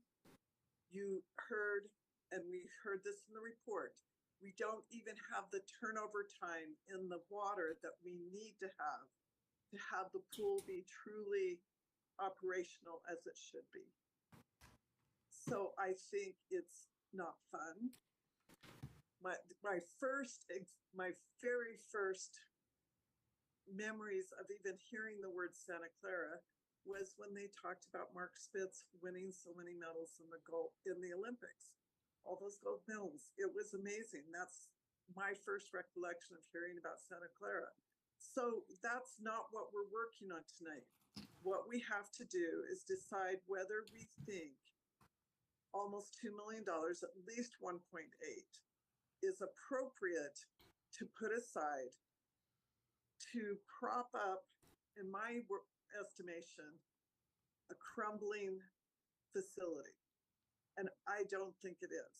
I think the staff has been really clear that we need to shut it down and we need to work on a general obligation bond to take care of our infrastructure that has been shoved aside. We cannot, as a council, close our eyes to our realities. We can't change the past, but we can change the future. And we have to make some tough decisions tonight that some people are not going to like, but I think we're going to have to do that. Thank you. Thank you. I'm going to make some comments and then we'll go for round 2 or 3 with the rest of the council. First of all, this facility is an iconic legacy facility in our community. It's something that has been around for many years. I don't think there's anything wrong with 60 years old, personally, but it's been around for many years, just like a lot of our infrastructure in town. So yes, things get old, they get creaky, and they need constant fixing. So I don't have a problem with that. What I do have a problem with is that this is a facility that's used not just by our swim club, and I know we talk about our swim club all the time, and they're here all the time advocating for it, but it's used by others in the community as well, and it has for decades and decades, and all my kids learned to swim there, all of them. The senior swim is really, really strong at the International Swim Center. The community swim, it's become a place that people call home for swimming. And we were known as, the swim capital for many, many years because swimming is part of our lifestyle. It always has been. So if you take away the ISC from our community, our smaller pools can't handle the demand for what our community needs. And our community is growing by leaps and bounds as well. We're getting a lot more people in town, and people want to swim. It's fun for all ages. I read that CDC article as well, and drowning is really on the rise with young children, like 5 years and under, and also with seniors. And if we shutter this pool and let it go, how long will it take to get a new facility, if it happens at all? There's no guarantee that that's ever going to happen. So I have the opinion that if we shutter it, we're shuttering it almost for good, because I just don't see it coming back. And it's certainly not going to come back with the Santa Clara Swim Club. They made it very clear that money that they're paying for swim facilities outside of Santa Clara is not sustainable. They can't sustain. So even if we spent the $1.8 million, we cannot expect them to pay $60,000 to $80,000, a month for our facilities. It's not going to happen, nor should it happen. I am a person who doesn't believe in charging market rent for our parks facilities. I never have. I never do. If I could give everything free, I think that's what we owe our community. Our community paid for those facilities in taxes and other things. They belong to the community. I am not one ever to want to charge, especially our kids, for these facilities. But, a small fee is okay. I laughed. I understand what happened in January. The buildings, yeah, they're bad. I laughed when the city manager said, and they have their office there. Have you been in their office? I don't want to call that an office. I know I had to bring my kids there, but that there's no question that building probably hasn't been safe for a while. I don't know. There's no question the building is safe, but isn't safe. But I do have to say, and the gutters, I'm glad the city and the staff took them down. Thank goodness. That's good. So they're not going to fall on anyone's head. But when the county came out, they said it was the fencing. I get it, the fencing. We're going to have to do fencing, whether we shutter the pool or don't shutter the pool. The fencing's going to have to happen. But first they said that only part of it need to be repaired, not even replastered. And all of a sudden now it's replastered. That's okay. If it has to be replastered, it has to be replastered. But I do not want to take that facility away from our community. And if we don't put the $1.8 million, and I can almost promise you our staff will work very hard to get that number down, and maybe, deal with the county to repair it like they originally said. I never saw anything that said, they came out and changed their minds. But if it has to be replastered, then either do it right away while there's other water for the swim teams and the other community members to work out now. Just do it right away. Had we done this like back in January, we could have it almost ready by now. So I just think that taking it away, shuttering it, will shutter it for good. And I'm not prepared to do that at all. Yeah, I understand that there's a risk with the equipment. Well, we've been dealing with that for years, and we need a new facility. I mean, we do. We need a new facility, not just for our swim teams, not just for the dive teams or the artistic teams. We need a new facility for our community because our community needs a large swim facility, not just these little small ones. We need a large swim facility for our needs. And so, I'm ready to get this back on track. Get spend the money, necessary to get it back open for the community, understanding all of the potential pitfalls. But I'm also interested in doing it quickly. I don't want to wait months and not get it up and running. So I'm going to be looking for a motion that gets this going to reopen as quickly as we can possibly get it reopened with the appropriate repairs, with the appropriate fencing. Fencing isn't a big deal. I know it's expensive, but it's not like building buildings. You can get fencing up. And we have to do it no matter what. But get the temporary facility and work with the swim club and others and say, do you actually need the showers? I mean, I was going to ask, do you actually need to put showers in there? Because in my discussions with them, that wasn't even necessary.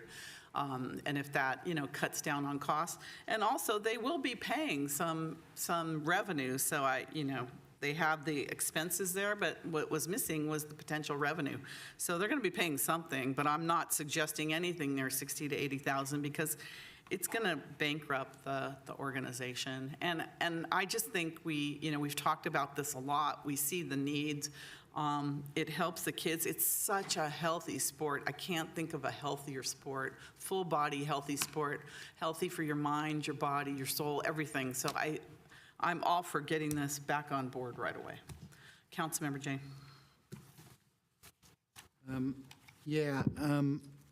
I wanted to get confirmation from Assistant Director Bajorquez.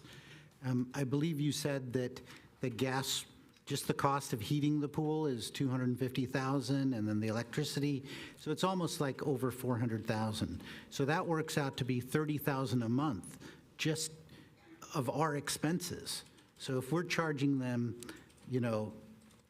anything less than that, it costs the city money. So all that revenue that, I hear is going to other cities, those are heavily subsidized pools as well. Those are community pools. Those are probably subsidized at 80%. So even though they're paying $60,000, $80,000, those are heavily subsidized pools. And so the fundamental issue is that if we rebuild the pool and they can't pay $60,000, $80,000, then it will be even further subsidized. It will basically be subsidized at the level it has been in the past, which, the city has run deficits for a long time. We haven't been able to do things like lawn bowl and other things in the city because we have basically not been fiscally responsible, I'd say. We've had deficits for years. So I'm concerned. I don't want to lose the club because I think it's a great asset, but I think they've found alternate water and we can help them to stay in business. But I think that I'm not really in favor of putting $1.8 million into a pool that who knows if it's going to go down tomorrow. And it could be down another 100 days this coming year. And then we have to bring it down for replastering for 2 months. And who knows how long it'll be down for putting up fences and so on. So I just want to be fiscally responsible. Vice Mayor Becker. Thank you, Mayor. So, we could sit here and we could finger point to the past and, we failed a lot, from the swim center to lawn bowl to a lot of other facilities in our city. We could do that consistently. We can't change the past. We can change the future. I think that's what Councilmember Hardy was saying. And, at the end of the day, the buck stops with us. This is our responsibility now. It's no longer the past's responsibility. Again, you could point fingers, but it doesn't change the fact that you have to make decisions. It reminds me of one thing, in my past where, I went out, bought a $10,000 car, thought, hey, I'm gonna make a good investment. A week and a half after I bought that car, transmission seal went out on the car, cost me $1,200. Then after that, months later, I'm looking at probably about a year and a half after, $4,000 in extra costs of minor issues in the car. So then finally I think, oh, okay, well, finally everything was fixed. Nope. Then I get a plot twist. The transmission finally died on the car. So now it's the question of, okay, now I got to fix the transmission. So I put in a $4,500 transmission into the car.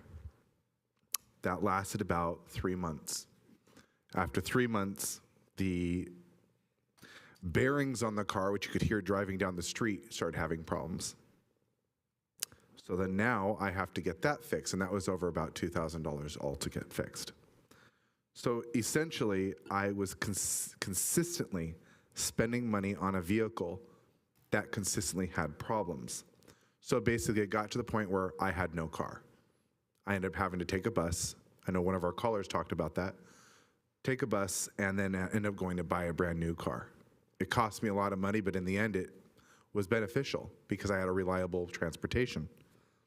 So I'm 100% with, what the mayor is saying and Councilmember Watanabe is saying and Councilmember Park is saying is, I agree we should be putting this money into this. Yes, $1.8 million is a lot of money, but to me, it's also a gamble because I'm afraid that, let's say we put that $1.8 million into this, what's not to say, as Councilmember Jane was saying, that a week, 2 weeks, 3 months later, there's another problem again.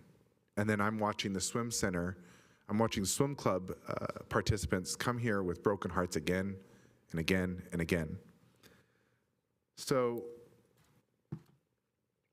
it's a gamble that if we do take that route of putting 1.8 million. So my questions to staff are specifically one about the showers. I thought showers were required by the county. I thought that was specifically supposed to be in there. Maybe I'm wrong. And if we do all these things in $1.8 million, and let's say that nothing does go wrong with issues, can this county still shut us down for certain specific issues regarding the swim center? So those are just my two questions. Sure.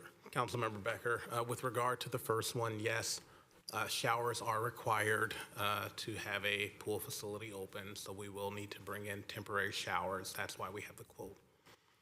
With regard to the $1.8 million cost estimate, there will still be deficiencies at the International Swim Center. One of them we've talked about extensively, which is there are no working flow meters to measure the flow. We have had conversations with the county, and I'll turn it over to Assistant City Manager Bohorquez to discuss those. But I will say that we have a 60-year-old facility with multiple reports listing all of the deficiencies, and what the option that is before you is to make some remediations, but it will still have significant issues, and we will work with the county diligently to keep it operational. But one of the things staff is doing by the presentation tonight is being very transparent with the city council and the community that there are deficiencies, there will still be deficiencies, and there is no guarantee that if the city invests the $1.8 million that the pool will even can be able to continue to be in operation. The question regarded the county. If we put in the $1.8 million, I just want the question answered because we still get the report repeated over and over. So if we put in the $1.8 million, can the county still come back? Yes. Yeah, can they just basically County come is in the and say? regulatory body that oversees the pools. So if there's any deficiency, if our flow meter isn't working, if some other mechanical system goes down, if we can't heat the pools, whatever it is, any kind of violation, the county can at any point come down and reassess us and close us down. So basically $1.8 million, and you're taking a risk that the county has a whim to say, hey, today we don't feel like you should do it. It's not a whim. I understand. They would have to identify deficiencies, and we would have to be able, there'd be code violations that we would not be able to 100%. remedy. And so we'd either be able to remedy them through an investment of additional funds, or they could close us down. But generally, that's how it works. So like with Mary Gomez, they did the inspection. They noted violations. They gave us 30 days. We corrected them. We had to invest more money to get Mary Gomez to fix the violations. But now we're open again. But anytime the county comes out, they can identify a deficiency and close us down. That's the regulatory body. Can I say something too on this too? Sorry to interrupt. No, go for it. So when the county came out with their report in January, had we done the fencing and repaired the pool, then we would have been okay. I read the report. Know that, well, the challenge for that, Mayor, with all due respect, is that they had the incidents with the other drownings, right? And so the county coming back out, reevaluating all the pools in the county because of the accidental drownings. I don't know how. For fencing only? It's For security fencing and only. fencing and the gates, the ingress and egress. So they would come back to us and question us on that. That was just for fencing though, not for the actual pools. Yes, the audit is to make sure it's a safe access. as I said, if we would have done the fencing and repaired the pools, we would have been compliant with the county back in January. Councilmember, Vice Mayor Becker. Okay, well, go ahead. If you wanted to answer that, go for it. You know, we have to go through all of the violations. We had to come back, and you've asked us to look at it and to look at all of the deficiencies and see what a plan of action was and to get us cost estimates. So we've followed the plan that you've asked us to do in terms of identifying the costs and being back to you every month. So we wouldn't have just done the repairs without having gone through a process. Again, as mentioned earlier, it is a public works project, so we would have to go through all that process as well. Okay. So essentially after the counties, so if we did 1.8 million, I guess also I'm trying to find out is, does the county have to sign off on anything? And if it is done and $1.8 million is done, does that mean that any time the county can come inspect, or is it frequent inspections? Or because now that we've been in this situation, are we kind of like at the top of the list where, oh, we're going to come out and check it frequently? I guess I'm trying to understand the frequency of inspections as well as if they do have to sign off on it if we spend 1.8 million. So the answer is yes. They would need to, just like with the Mary Gomez, they had Yeah. to come re-inspect it and they had to sign off on it. So they've now given us a notice of deficiencies. We have to repair those deficiencies. We have to submit a plan of how we're going to address those deficiencies. They'll have to come back and re-inspect it, and then that'll be determined whether or not we can reopen or not. And then, so basically in that situation, if you did spend the 1.8 million, they come through and they check off, they go, oh, well, there's this right here. And let's say that costs another $50,000 and we're past 1.8 million, we can't even open the facility again, correct? Well, in general, we would meet with the county first, give them our plan, and say, these are the improvements that we're hoping to make, and and does that meet your qualification? I mean, we wouldn't spend the money without making sure we have some assurances that it was going to meet code. But that being said, it's not to say that something else doesn't happen in the interim, right? So it's sort of a little bit of both. Thank you for clarifying that. Appreciate that. Thank you. Councilmember Watanabe. Okay. Thank you, Mayor. So I would like to go ahead and make a motion, and that is looking at the fiscal impact. The motion is to pursue a temporary reopening of the ISC, and where the estimated cost to do so would be $1.86 million in one-time costs, and the additional $53,950 in ongoing annual costs for showers. And there would not be a continued cost for porta potties since the north and south restroom facilities have been approved for reopening with park access. And as part of that motion, I guess for city staff to put a plan together for the county to present, and in determining when the ISC can reopen. I will second that with lots of prayers. With what? That we can do it. Councilmember Chahal. Thank you, Mayor.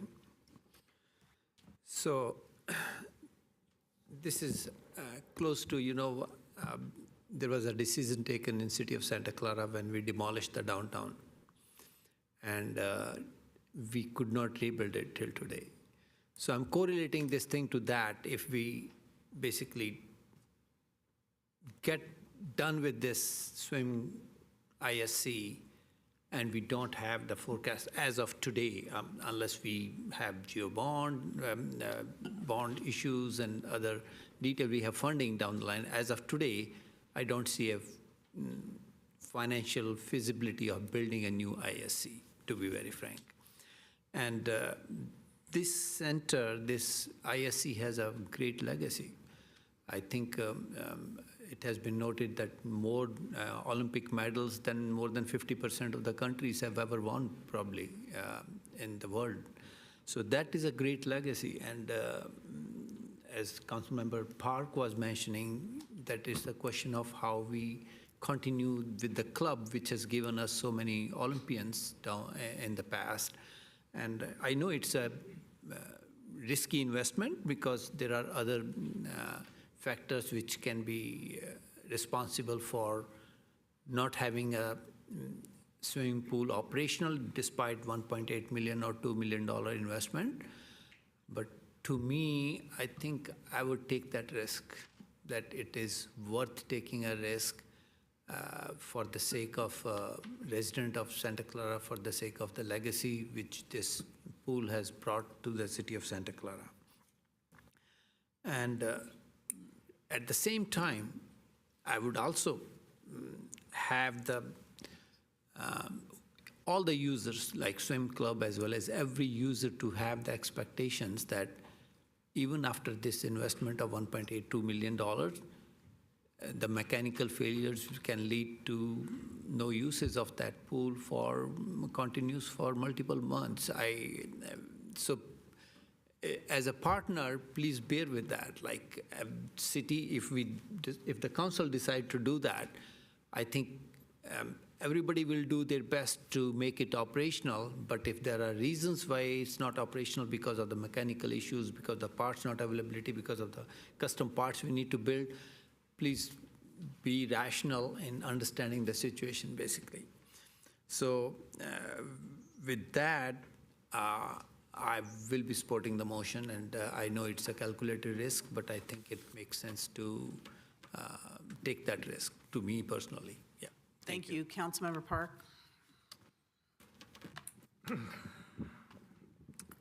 Yes, thank you. And thank you for all the thinking. I do appreciate where some of the council members are coming from. Hardy, Wahtabi, Becker, Jahal, Jain, everyone actually. I mean, I hear the story about the car, and I think about this a lot, because unless we can give the swim club water in Santa Clara, what they have now is not sustainable. I mean, the problem with the car analogy is if we don't have a car, we can take the bus, but there is no bus if we close this pool. There is no bus. I know that every time I fix one of my cars, it's a gamble. I don't have new cars. I have some fairly old cars. They're hybrids, and I know that at some point I'm going to have to replace some batteries, and that's going to be really expensive. But when that time comes, I also know that it's a no-brainer to do it, because replacing the battery costs several $1,000s. Replacing a car costs a lot more than that. I have this idea of risk versus reward, and if I think that I can drive another year for $2,000 because I know the cost of renting a car or not having a car, which is far, far higher than $2,000. I do have a electric scooter as well. It makes some of these high repairs, $1,000 seems like a lot of money, until you realize what it's going to cost to not put that money in.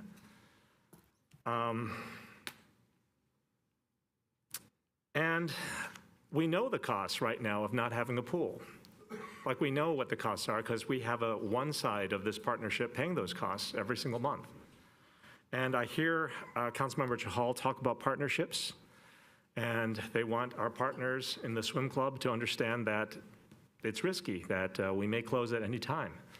But I feel that what's missing from this partnership is, like, the city needs a little bit more skin in this game. Like, we need to understand that we can't just require that other people be partners, good partners. We have to be good partners ourselves. And I'm kind of hoping that this investment does note to the swim club and to everyone that, yes, we are supportive of the swim club. That, yes, their success is our success, and any risk they're putting up with, we're willing to back that risk. Like, I know this is really difficult as a city to do this, but again, we know the costs of replacing a pool. We know how much time it's going to take. These are the things these are engineering numbers. These are finance numbers. We don't know what the costs of losing a swim team are. And to be honest, that's not something I even want to think about, because not only do I have faith in the swimmers that I haven't even met, but I have great faith in the people who run the swim club who I have met. That's a big difference to me. I have so many other things I want to say, but I mean, when it comes to costs, I mean, we know how much they're spending. I don't want to charge them the same cost because that's not sustainable. But what if we had something that brings more money in? Right now, they pay essentially zero based on the contract because we charge them 20, we grant them 20. But what if we charge them some percentage of what they bring in? Well, even it's up to 50%, which is then they could, they could pick what they think the swim club needs to survive, maybe charge double that, and we take 50%. We take half of whatever they bring in. And I think that at least is sustainable, and it brings more money into the city than what we had before. And when we look at the $2 million that we're going to spend, well, if we split that up, across the 40, 60 years where we didn't spend anything, I think that's cheap. And I really think that we need to look at what our spend is, not just for this point in time, but for the pool in general. I mean, I think that if we did a real analysis, engineering analysis based on something like that, we could probably justify spending multiple times $2 million to fix this pool. The problem is we probably don't have that money all at once right now. But I am asking for the city to not just with money, but also with evaluations of the city programs, with not just talk of partnerships, but actual, discussions, actual engineering of partnerships so that our swim programs could run under the banner. Or maybe they could be a co-banner, but it's got to be something that our programs, that we take the same risk with our programs that the swim club that has brought so much to our city. Like we can talk about charging people, but I think that we also need to understand what the benefits are. And without understanding those benefits, it's really easy to say, well, I don't want to spend $2 million. And again, I've been saying this from the very beginning. This is not just an infrastructure cost. We are buying into so much more than just pool repairs, than just a new pool, when we say that we are going to spend this money to keep the pool open. And are we willing to take the risk? If they're willing to take the risk, I don't know why we wouldn't, for the benefits that we get, why we wouldn't support them. Councilmember Again, Hardy? I would like you to look at how we can, marry our programs so that they can get water, while we make these repairs. Thank you. Councilmember Hardy? I feel like this motion is fiscally irresponsible. We know that this ISC was closed over 100 days last year with nothing that had to do with these specifics that you're thinking you can address with 1.8 million. The reality is our water doesn't turn over like it needs to. And every time a piece on the boiler breaks, we're not keeping it up to the temperature we need to. And the reality is we can't buy those. They have to be manufactured individually as unique pieces. This is really bad fiscal responsibility. I can't say that strong enough. It's putting a Band-Aid on something where we just need to accept that the ISC needs to be redone. And I think it's also going to hurt with our residents when we want to go to them and say we want to do a general obligation bond. And you have that pool possibly limping along with almost no reality as just a bare minimum, and it's going to shut down. What if next year it's 200 days? That's I'm not willing to risk our finances for the rest of the city for that possibility. I think this is a bad, poor decision, and we need to be have more of a long-range view on this and more realistic. Thank you. Thank you. City Manager? Thank you, Mayor. Understand that there is a motion on the floor that has been seconded. Also understand that seems like a majority of the City Council has expressed support for that, even though we haven't taken the final vote. Just would like to ask for a few clarifications and It could even either be a subsequent motion, an amendment to the motion, or simple direction to staff. One, there's been conversation around renegotiating the rental costs with the with the Santa Clara Swim Club. I'm taking that as direction that if the pool is reopened, we would sit down with the club to renegotiate the rental costs, as was said before. And the current agreement provided for a $20,000 annual rental with a $20,000 grant to put on events. As presented, the bleachers would not be available, so there will not be the ability to hold events, and it seems like we need to take a look at that structure. So just wanted to raise that point. There's also been conversation about immediately beginning the replastering of the racing and training pools and not waiting the 6 months that the county allowed for us to reopen and wait 6 months. Staff can certainly work with the swim club and work with the county to determine the appropriate path. However, I want to ask the question, does the city council have a desire? I've heard it mentioned that we need to immediately begin with replastering, and staff will certainly take the direction of the city council if you choose to provide a direction on that. However, I must reiterate what staff has said, and I've talked directly with the people that maintain the equipment, and they're concerned about the ability for the equipment to stay active.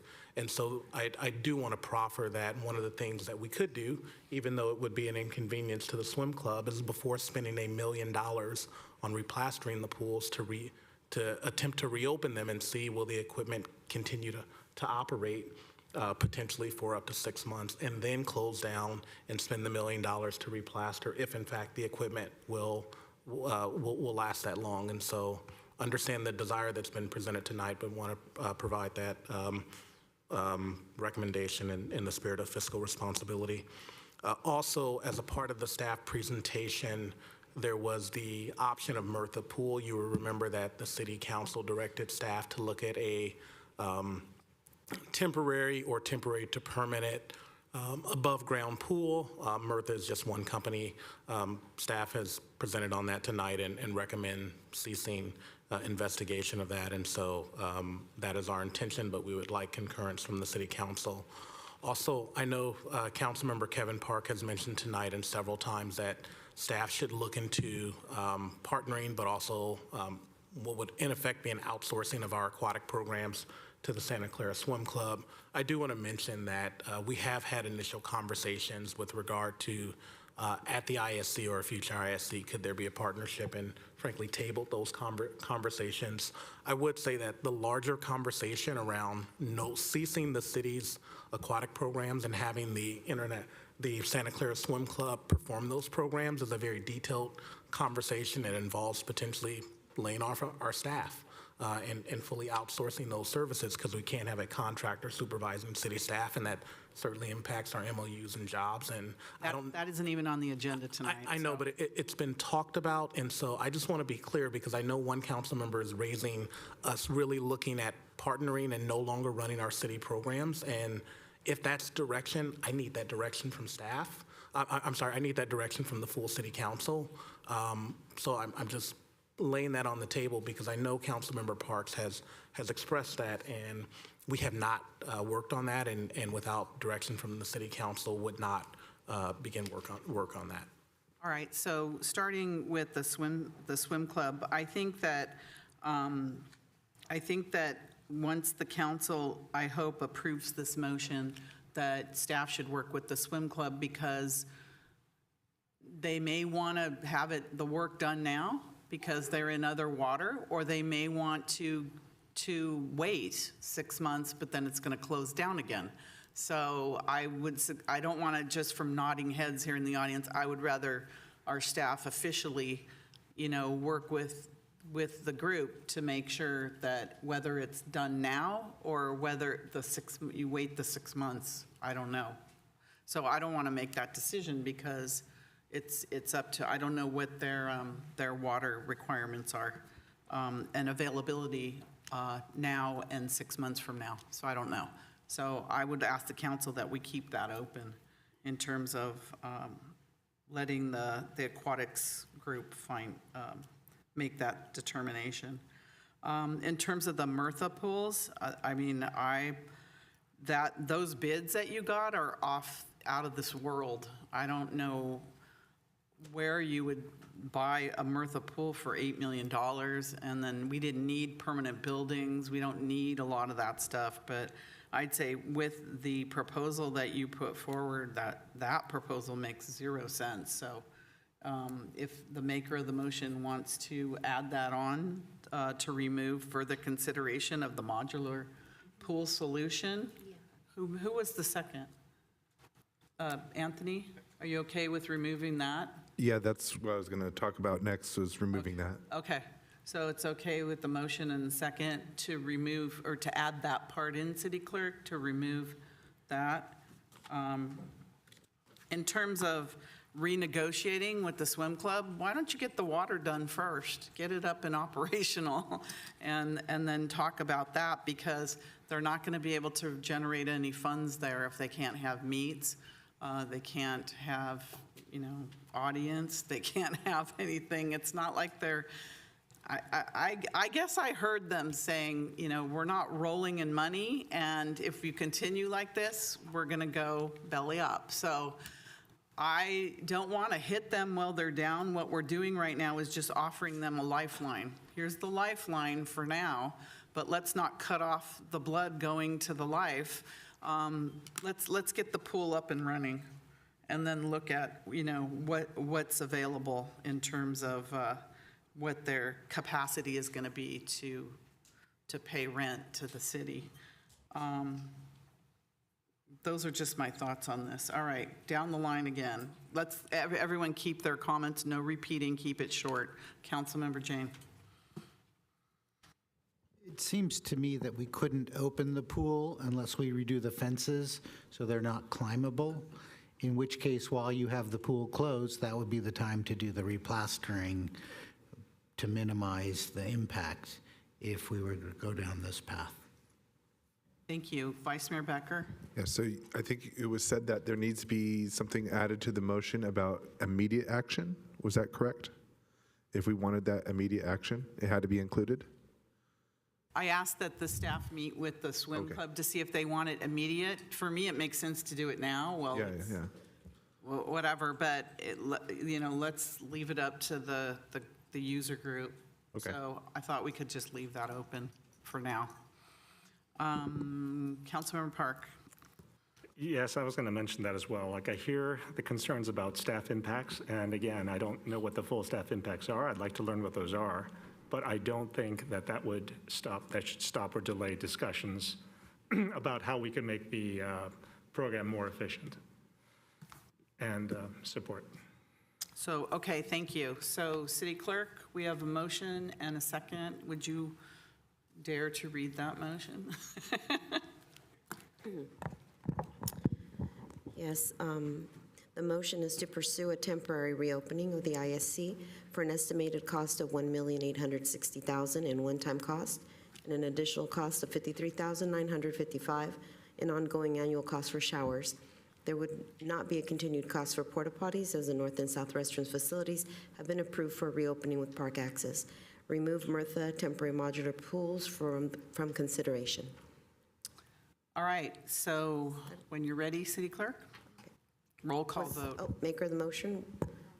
Was the additional about the city putting together a plan to work with the county? That was in the motion as well. Yeah. Second concurs.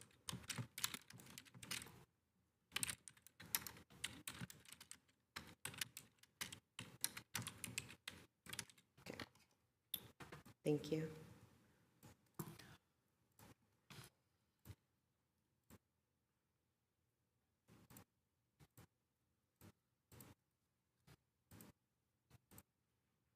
Councilmember Watanabe. Yes. Councilmember Shahal. Yes. Councilmember Hardy. No. Councilmember Park. Yes. Councilmember Jane. Yes. Vice Mayor Becker. Yes. Mayor Gilmore. Yes, and that passes 6-1. Thank you very much. I'm going to call for a 10-minute break. I don't want any reconsiderations when we come back, okay? Thanks.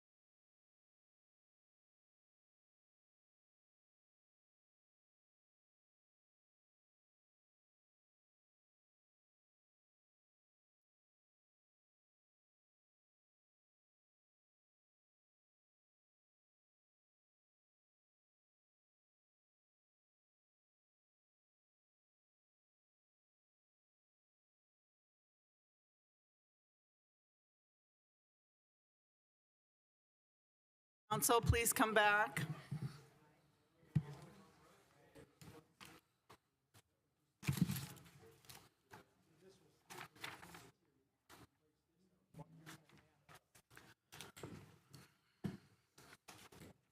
Thank you, everyone, for that short break.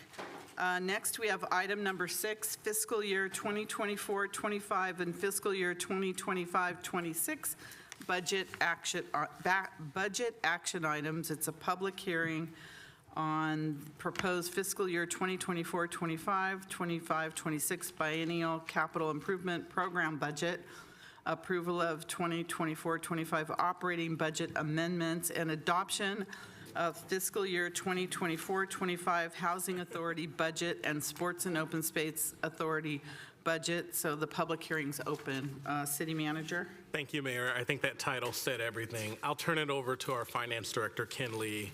We've had a number of study sessions on this proposed budget, and we're here tonight for City Council adoption. Thank you.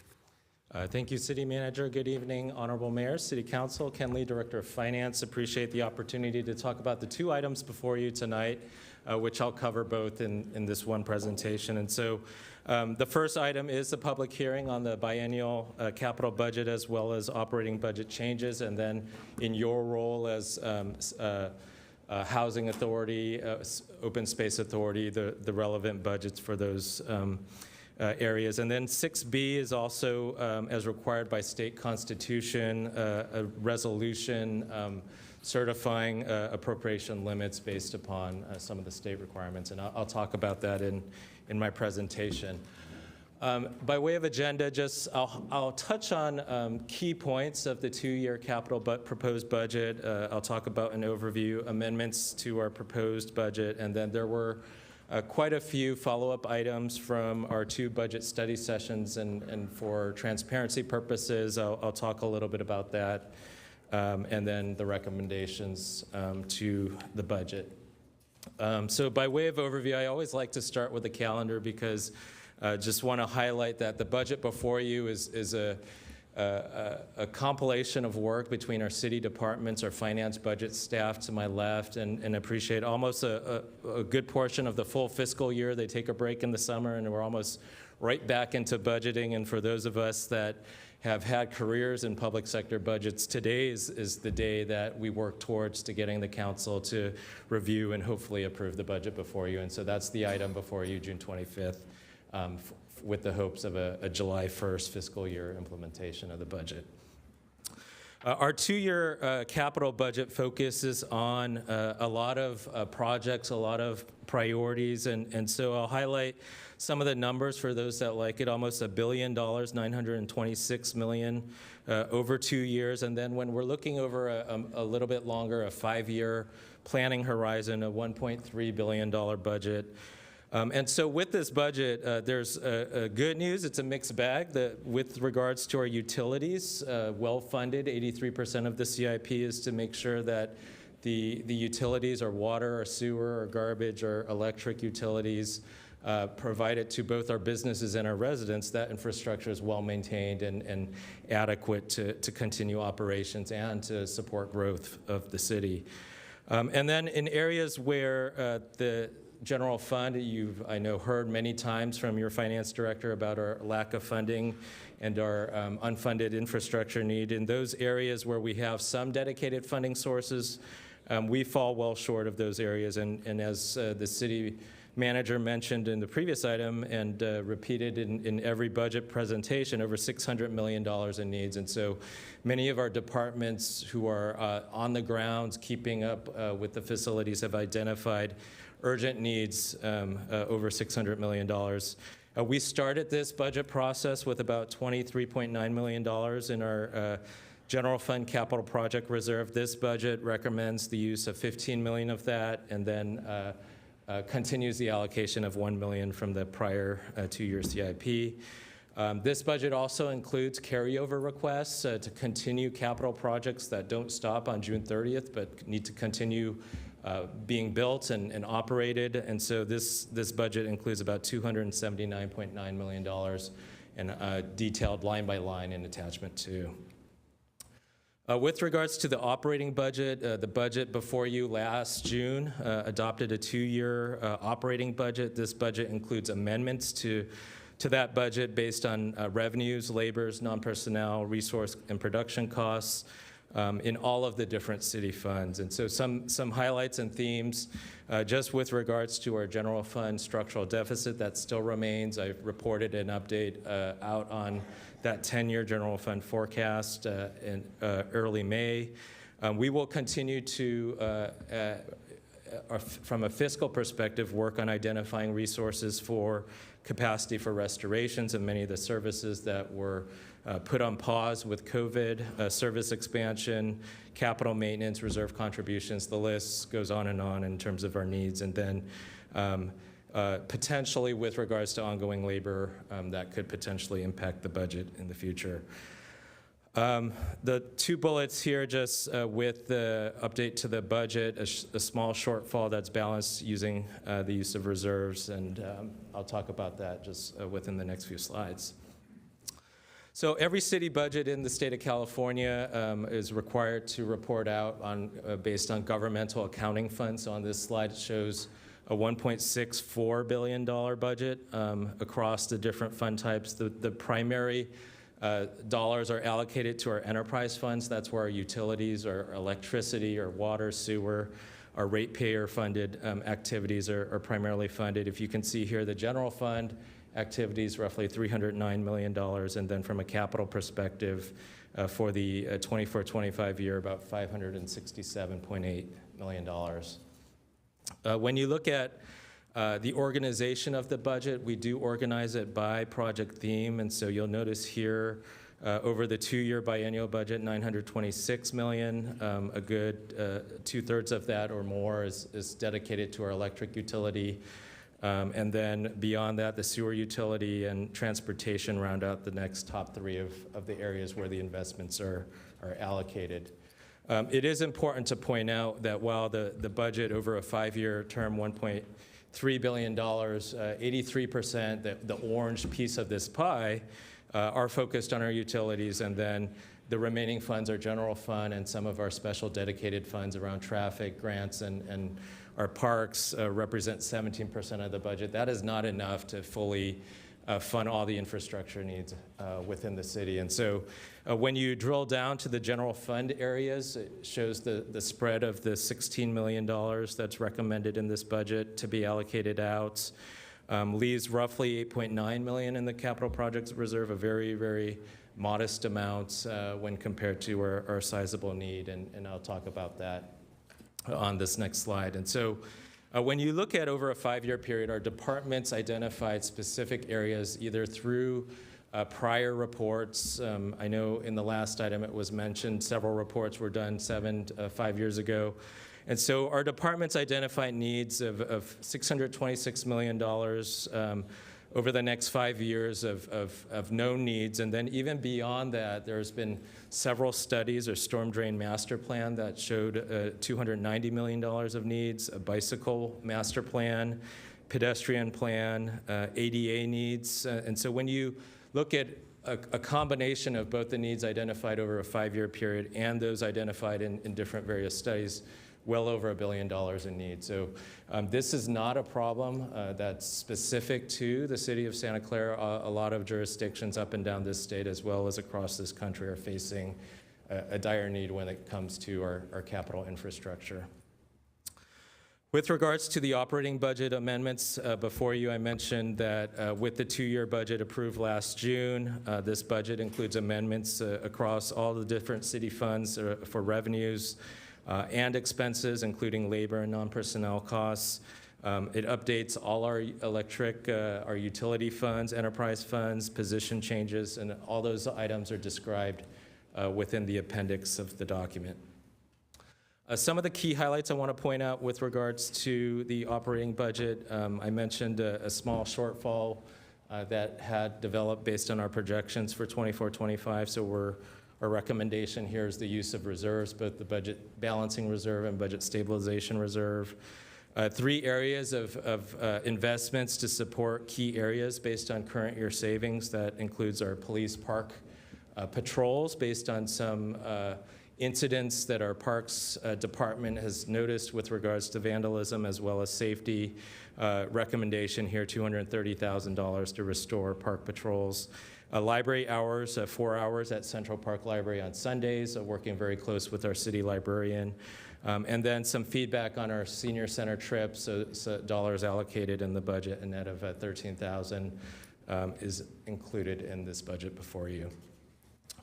I want to cover amendments to the proposed budget. I know about the study sessions, we've heard a lot of different feedback, and then on the Council Tuesdays, other actions were approved by the council, and so some of those actions amended the budget that was presented to the council in May, and so attachment 2 highlights many of those changes. I'll summarize here. The majority of those dollars are capital budget carryovers from this current fiscal year to continue those projects. There are a handful of operating budget carryovers related to Commerce Plaza maintenance, city council initiatives, and a handful of other expense and revenue carryovers, including grants.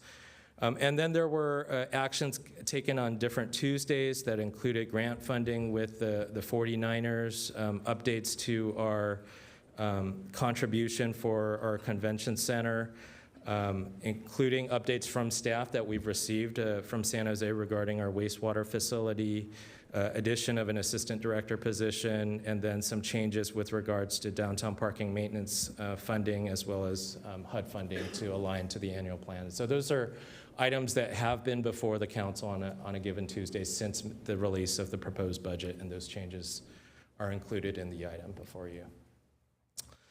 The next few slides, I won't go verbatim, but I just want to talk high level just for purposes of transparency to the public and to the council. It is provided in written form in the report before you, and since this is a public hearing, just wanted to talk through some of the Q&A from May 7th. There were questions asked around our storm drain system and the numbers provided in the report, as well as the $626 million unfunded need. And so the clarification was given around those two numbers.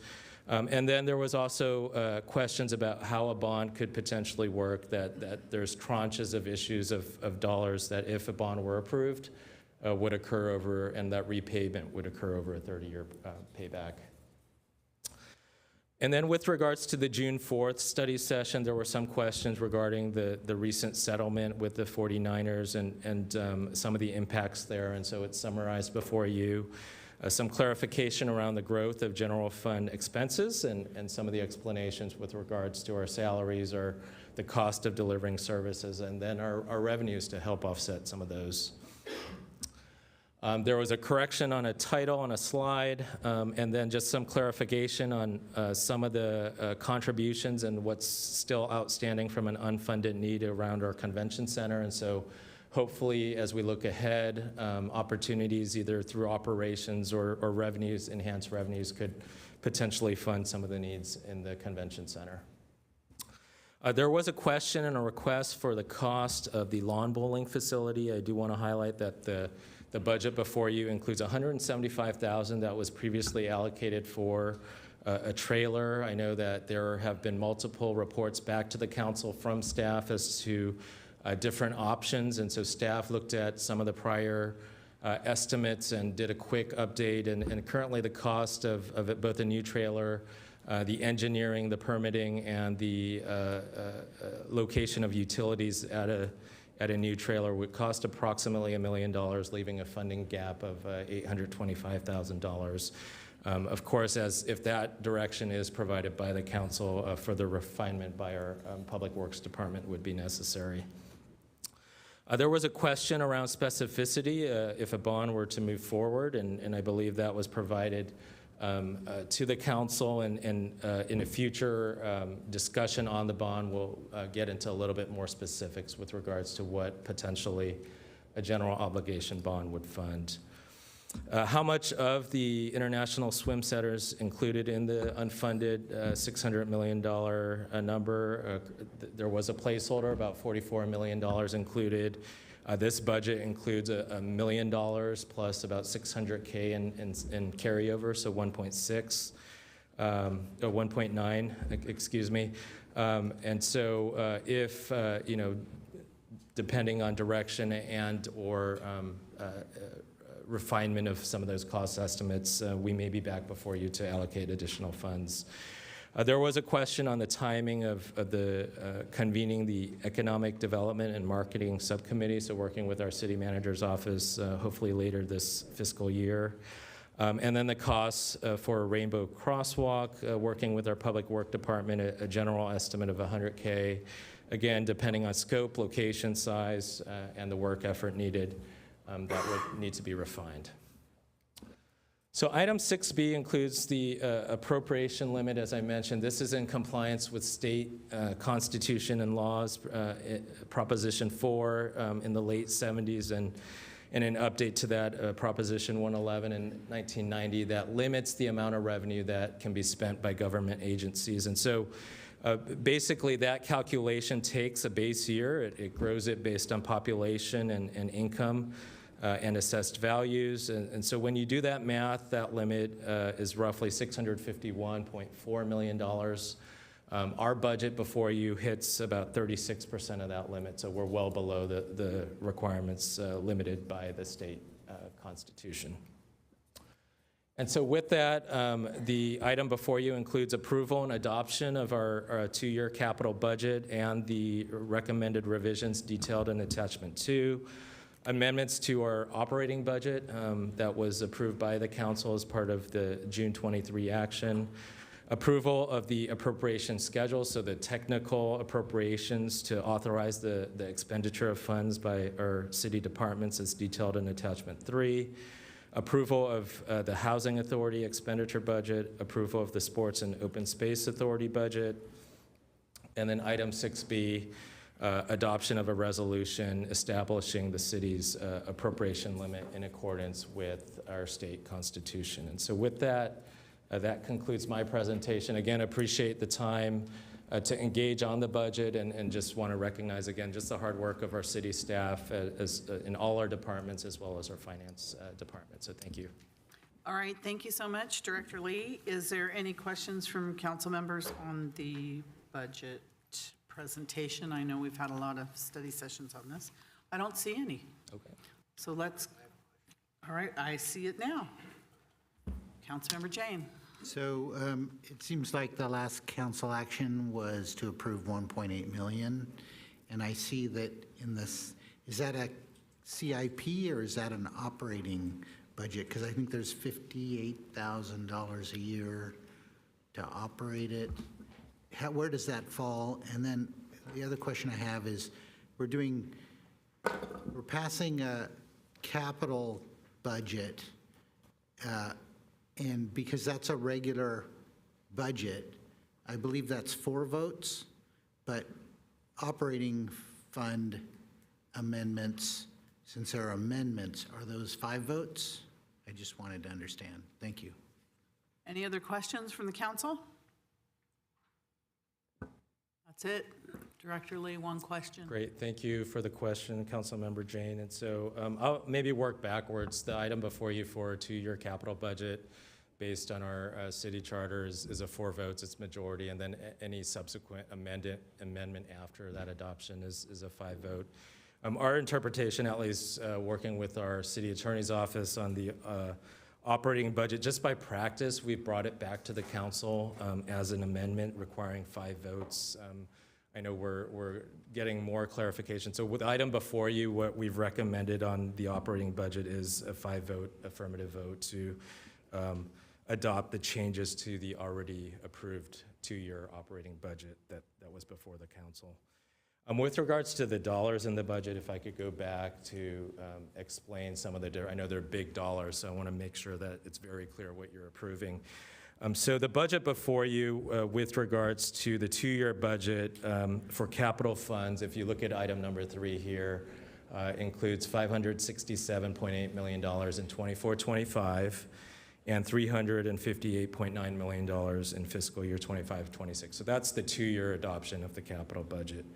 When you include all the operating funds as part of the 2-year operating budget that was approved last year, as well as the carryover of projects The overall budget for the appropriation schedule for those operating funds is about $1.5 billion.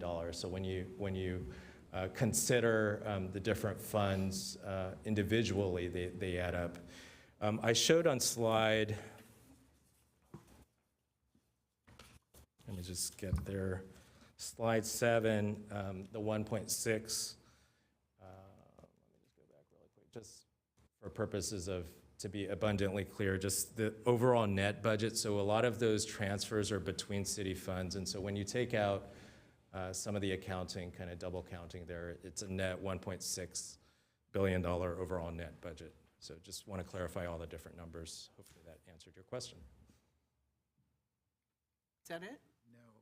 I don't think, I think when you put down the recommendations, I think you said that the capital budget was a majority when you had the recommendations there. But I didn't understand how the 1.8 million for the ISC temporary opening, how that's allocated. Is that allocated as a capital expense or an operating expense? Yeah, let me clarify. So the budget before you, the $567.8 million for capital funds in fiscal year 24-25 includes the allocation of $1 million of new funds for the ISC, and it includes the carryover of funds of $900,000 that was allocated in the current budget because the continuation of the work on the ISC is happening, for a total of $1.9 million. That includes some of the work that's already been done on studies, and so I think in acting Parks and Recreation Director Borges' presentation, identified $1.6 million of free and clear money for a temporary solution that was voted on. Based on the estimate of 1.8, we would have to come back to you to add funds, but what my recommendation would be is that was based off an estimate. It will require both work with our Public Works Department as well as bidding, public bidding, and so as that item proceeds before you, there's 1.6 or so free and clear in the budget. We'll continue to look within the budget to fund the rest, but we'll bring back a recommendation at that time to fund the rest, or if the council desired tonight to allocate money at the direction of the council, they could. I think that would be my recommendation. Thank you. Thank you. Okay, so we're going to go to the public now. If there's any member of the public that would like to speak, please come forward. We'll start in the council chambers here. Welcome. Thank you. I'm Dave Musso. I'm a citizen or resident of Santa Clara, and I belong to the bowling. And so we appreciate that you have not forgotten us in your budget. We really do. Thank you for your support in Lawn Bowling Green. We appreciate the temporary facility that we have and that we use on a daily basis. We would like you to know that through your support of the game, you are creating a community within the city that doesn't just impact Santa Clara. Your goodwill reaches out to other cities in the greater Bay Area, from Carmel up to Santa Rosa.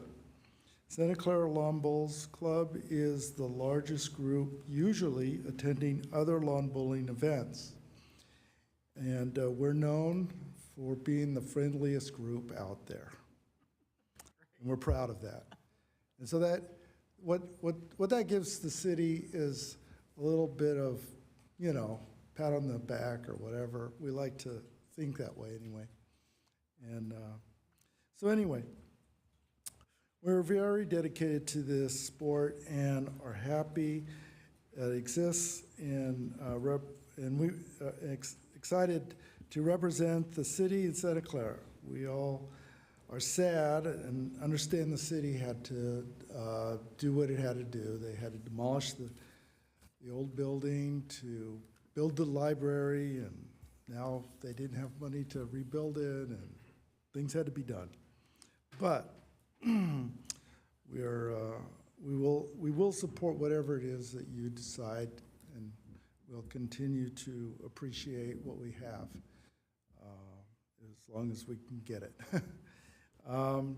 This sport, I just want to point out that this sport offers our community a low-impact social sport that allows the community to enjoy getting out and showing off our skills in lawn bowling.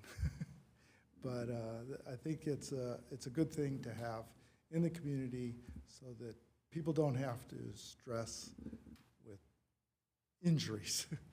And a lot of people you might know or may not know, they get injured and they use us as therapy for their, so that they can still get out and do things. And this is simple enough that they can still do it. So we really do appreciate it, and we would like to see a new clubhouse. Thank you. Thank you, and thank you for spreading your goodwill all over, our goodwill in Santa Clara, all over the Bay Area. As the friendliest people, I like that. That's fantastic. Thank you, thank you. Thank you so much. Is there anyone else that would like to speak here in the council chambers? So you can please come forward. If not, online, city clerk. All right, this is a public hearing, so city attorney, do I close the public hearing? Yes, Madam Mayor, and I just wanted to note for the record too, we are considering per the presentation both items 6A and 6B at one time. So should I leave it open for that? You could ask now if anybody had any separate comments on 6B, and then you could close it. All right, so 6B this is also open. Action establishing the city's fiscal year appropriations limit of $651,370,972 pursuant to Article 23B, or 13B, thank you, of the California State Constitution. Is there anyone here that wants to talk about that? Feel free to come forward. I'd like to hear what you have to say about that. I'll motion to close the public hearing if there is none. Wait a second. Is there anybody online, city clerk, on that? All right, so it would be closing the public hearing for both 6A and 6B. And I'll second that. Okay, we have a motion and a second for closing the public hearing on 6A and 6B.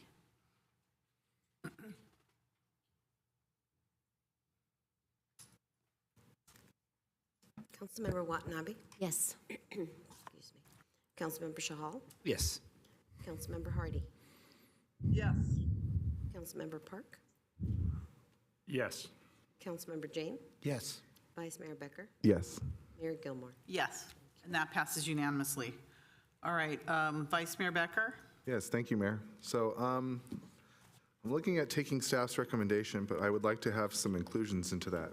And it goes back to my questions from the week before on June 4th. And so what I would like to do is I would like to also include the full funding, the funding gap of $825,000 for the lawn bowl facility for a new clubhouse, as well as the $100,000 for the rainbow crosswalks in specific location. I know that was talked about. I think one of them is I'm identifying is right here on Warburton in front of City Hall, which I think should be a little less than $100,000, but I think $100,000 should be allocated so you have that wiggle room.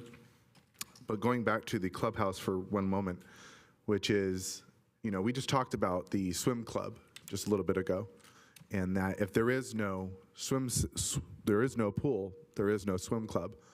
Well, if there is no clubhouse for a lawn bowl, the lawn bowl will go away. And I think it's like the movie Field of Dreams. If you build it, they will come. Well, if you provide it, I think you will have more people showing up to the lawn bowl. So those are my two additional items that I would like to include into my motion of staff's recommendation. Okay, who had the second? Or was I there a had second? I had an amendment that I would like to make. Wait, who had the second? There is no second yet. Oh, there wasn't. I wanted to make an amendment before I second it. We have a funding gap of $200,000 for the temporary opening of the swim center. I would like to add the $200,000 in the CIP to fully fund that. I just wanted to make a comment. We just had a settlement agreement in May with the 49ers, and it says the settlement agreement includes many benefits to the city and stadium authority. The agreement reduces the amount the stadium authority owes the 49ers by $7.5 million and provides $7.1 million in performance rent to the city of Santa Clara.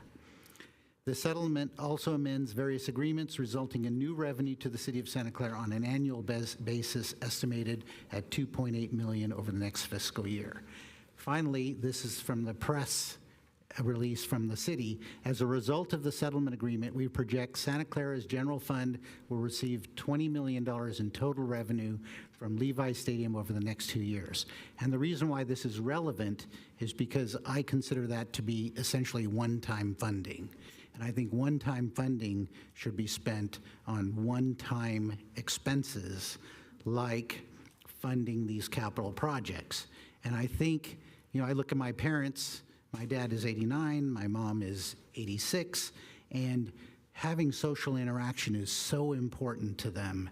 And having this clubhouse is absolutely essential for keeping our seniors active, alive, engaged. It's just so critical. And they're not asking for a gold palace or anything. It's a trailer. I mean, it's the least we can do. A simple trailer where they can meet, play cards, have social gatherings, have some, lunches together. I think it's absolutely critical. It's been deferred year after year because of budget deficits and something, and now we have this $20 million, essentially one-time windfall, you might say, and we should be spending that on things that really benefit this community that has been so patient. So Okay, my amendment... could you explain the amendment for the second? My amendment is on top of Councilmember Becker's proposal to fully fund the Lawn Bowl to the tune of $1 million, which has a contingency built into it, and to fund the Rainbow Crosswalk at $100,000, and to add $200,000 to the funding of the temporary opening of the ISC. All right, do you have that, City Clerk? I will accept that friendly amendment, and I will also add to that this has been the Lawn Bowl has been waiting since 2002. It's a very long time, and I think it is time that we do something right as we are making right decisions tonight regarding our swim center. You have that, City Clerk? Yes, Madam Mayor, I just want to the maker of the motion, I heard you say full funding of $825,000, but I heard it's a total of $1 million. $1 million. Yes. Yeah. There was the gap. Okay, City Manager, did you want to say something? Director Lee? Sure. Me, then Director Lee. Okay. Councilmember Jane mentioned the 49ers settlement funds. Just want to be clear that it would be staff's recommendation that these additional allocations come from the general fund capital facility reserve at this point. We have not received money from the settlement to date. Should the council at a later date wish to reallocate where those monies were initially allocated from, we can talk about that once those funds are received. And then I think Director Lee has a comment. Absolutely. I was going to echo that and just recommend that the capital project reserve and the general fund be used as the offset just from a technical standpoint. Absolutely. And would that would be able to come back to us, you said, if that was the case? If we wanted to allocate the 49er funds to replenish. Yes. Yeah. Yes. When we get this 10 million each year, it's going to come back to us. Okay. Yeah. But I think we get some of it already. So anyways, okay. Councilmember Park. Oh, okay. I don't really have anything to add. I just remember lawn bowls. I used to actually be there when you had the sign-out fence that says call Jerry, and I used to go, and it's like Thursdays, and I went 1 or 2 times, and then my schedule changed. So I couldn't go, and I thought, why do people go to bocce ball? Why do people go to the other cities for bocce ball when they've got lawn bowls right here? Right. So I fully support this, the amendments that are here, and like to go to vote. Okay, no speakers, we're done. We have a motion and a second on the floor. I can't see Karen, so I don't know if she wanted to talk or not. I can't see her, so, oh wait. Councilmember Watanabe? Thank you, Mayor. I guess I know we just had a very long discussion about the swim center, and Director Lee talked about how where the monies would come from, and that there will still be a shortfall of about $200,000, and how we're to find that those monies. However, I remember when we had the settlement discussions a couple of weeks ago, and the additional monies that were going to come out of the as a settlement agreement, I seem to recall somebody saying something about putting the monies aside because we are still dealing with a city deficit, and just because there's X amount of dollars doesn't mean that we have to spend the money right away. And so while I know that some of these amendments that are being made to the motion, they are also, they were priority setting session items that were to come back later on for discussion. And that's where I thought these items were going to come back to. So I'm conflicted right now because, again, we're trying to come out of a deficit. We have been able to balance the budget, but at the same time, just because there's money in reserves, and actually the monies are going to have to come out of the capital fund reserve, I just have concerns. And so, because the monies from the settlement agreement are not in our general fund. So I'm sorry, but I'm not going to be able to support this motion because of how these items were priority setting session items for future discussion, and also we're using monies that are not in our general fund right now. And I think that we don't have to be spending them all right now. So I'm sorry, but I cannot support the motion. Thank you. Thank you. Councilmember Chahal? Thank you, Mayor. Thank you, Director Lee, for presentation. And as regards lawn bowling, I know since 2019 I'm on the council, and you have been very patient and diligent to request this thing. And every year we talk about it, then don't take an action. I'm glad that Vice Mayor Becker took it up and brought even at the question session. And it just like swimming ISC, we passed that, right? This is important section of our community, and we need to support you. And it has been delayed for so long. So I'll be supporting that. And as regards budget deficits, I know the staff has been really diligent in managing the deficits and how they are dealing with the pros and cons of using the money. They've been very diligent, and I think they will manage that very appropriately, and they will do a great job down the line. And thank you for all the staff members and all the city departments for bringing this budget forward and for the approval. Thank you. Thank you. Councilmember Park? So I hear some of the concerns there, and I want to make it clear, ask staff, like when some of these projects are funded, they're not just going to be funded and things will be built. I think that we'll come back, we'll have some talk, we'll have some discussions with the people that are involved and with some of the projects. For example, the Rainbow Crosswalks. There's some discussion to be had there about design for the crosswalks, things like that for visibility. So I have full confidence in staff will bring the projects to us in a clear, in a way that we can decide on it and make changes as necessary to get what we want. Thank you. Thank you. Vice Mayor Becker? Yes, thank you.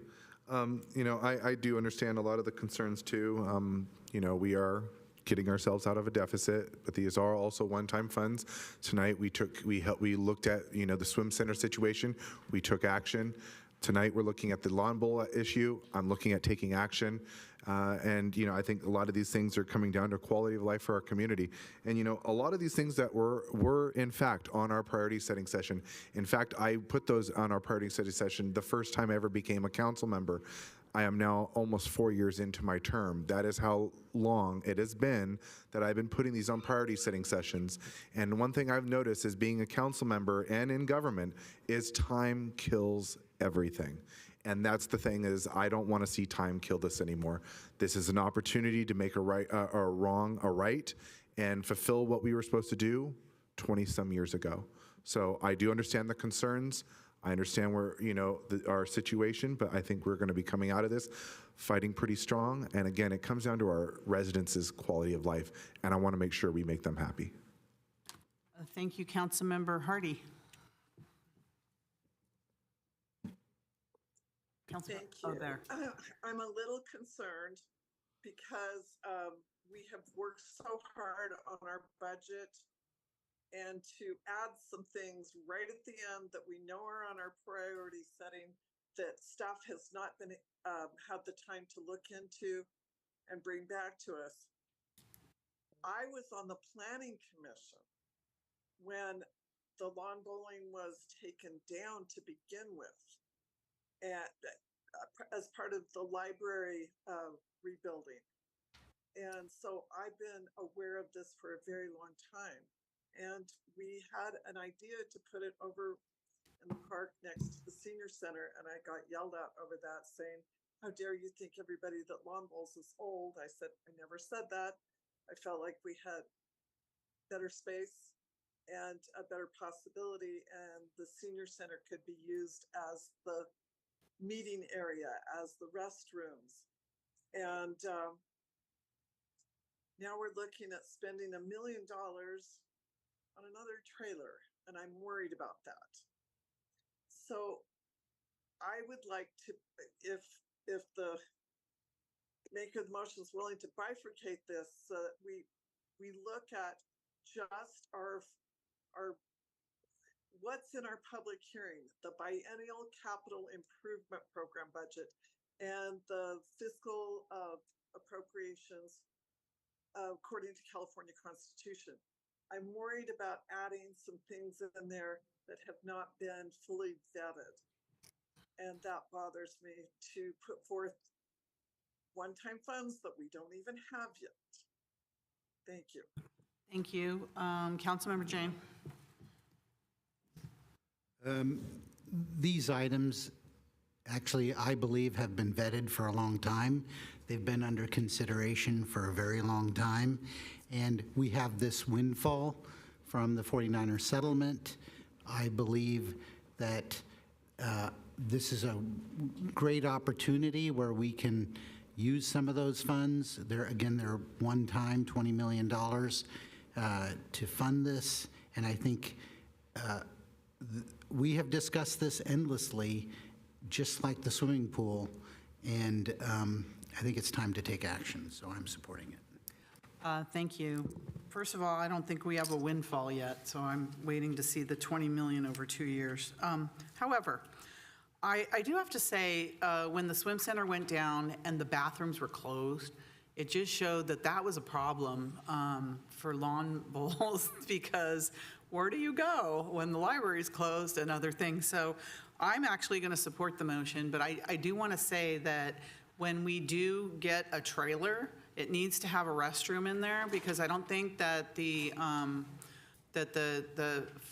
facility needs to provide for the community there, like independently, free of the park facilities and the library facilities. So I'm okay with it. I know that our staff is going to look at a refinement of the building, because, I mean, we've been talking about it for a long time. I know prices have changed and other things, but also maybe the needs have changed in terms of what configuration, what amenities you want in there. But what I want to ask the Lawn Bowl group is to really coordinate with our senior center, because senior is 50 and over in Santa Clara, so we got some very young seniors. And one of the things I looked at in the past was moving lawn bowls over to the senior center, because we have that beautiful park there, and I thought, what a perfect area for lawn bowls. And then you have built-in members, you know, right there on a daily basis coming back and forth. So I don't know, maybe you want to consider that. But I think that, you know, whatever happens, closing the swim center really opened my eyes to that area, in the fact that your facility needs to be independent. And so I'm okay with that. Spending $100,000 on a crosswalk is a lot of money. I'm hoping we can do it for cheaper. But what I want to do is to engage the community in terms of location for that. You mentioned out here, but I'm not sure how many people see that. So I think that we could actually have a little fun with it, you know, put it out in the community. Where do you think this should be? Is it downtown? Is it, you know, somewhere else, or somewhere more visible than here? Not that that's a bad idea, but I think that we should do some outreach on that as well and see if we can get it cheaper than $100,000. But I'm okay with both of them, and approving the budget. So, Vice Mayor Becker. Yes, thank you, Mayor. And I'm glad you brought up about the bathroom. That was one of my biggest considerations, was if they do have a trailer as a bathroom. I know I talked to Jerry in the past, where there was, you know, the idea of having a mobile home, trailer, whatever it was, either had kitchenette, had a bathroom, had something, and that was accommodating for the lawn bowl group. But thank you again for bringing that up, Mayor. And accessible. And accessible as well. And the other thing too is about the Rainbow Crosswalk. You know, I'm glad you brought that up, because, you know, I do want to have a large input from the community. Those were one of my examples. I know when I did submit my ideas in 2021, it was kind of in the Franklin Mall area, which I proposed. So there's plenty of options, but I'd love to have that open to the community. All right, so that's it. City Clerk, when you're ready for us. Madam Mayor, if I might just add a couple clarifications to the action before you. First of all, on item 6A, my understanding is, based on city manager's recommendation, is that at least for now, that funding will come out of the existing capital reserve, because that's where the money is, you know, now, number Correct. one. And number two, that you indicated the staff's recommendation, you're proposing approval of both 6A and 6B. Yes. Well, Mention very that. good. I'm sorry, I missed it, Madam Mayor. Very good. Thank you. Thank you, City Attorney.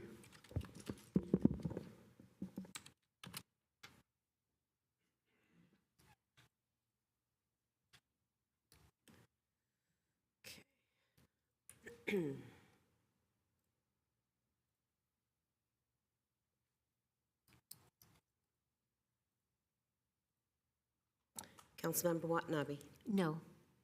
Councilmember Shahal. Yes. Councilmember Hardy. Yes. Councilmember Park. Councilmember Jane. Yes. Vice Mayor Becker. Yes. Mayor Gilmore. Yes.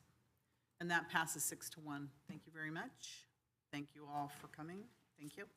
All right, next we have item, just cruising through this agenda now.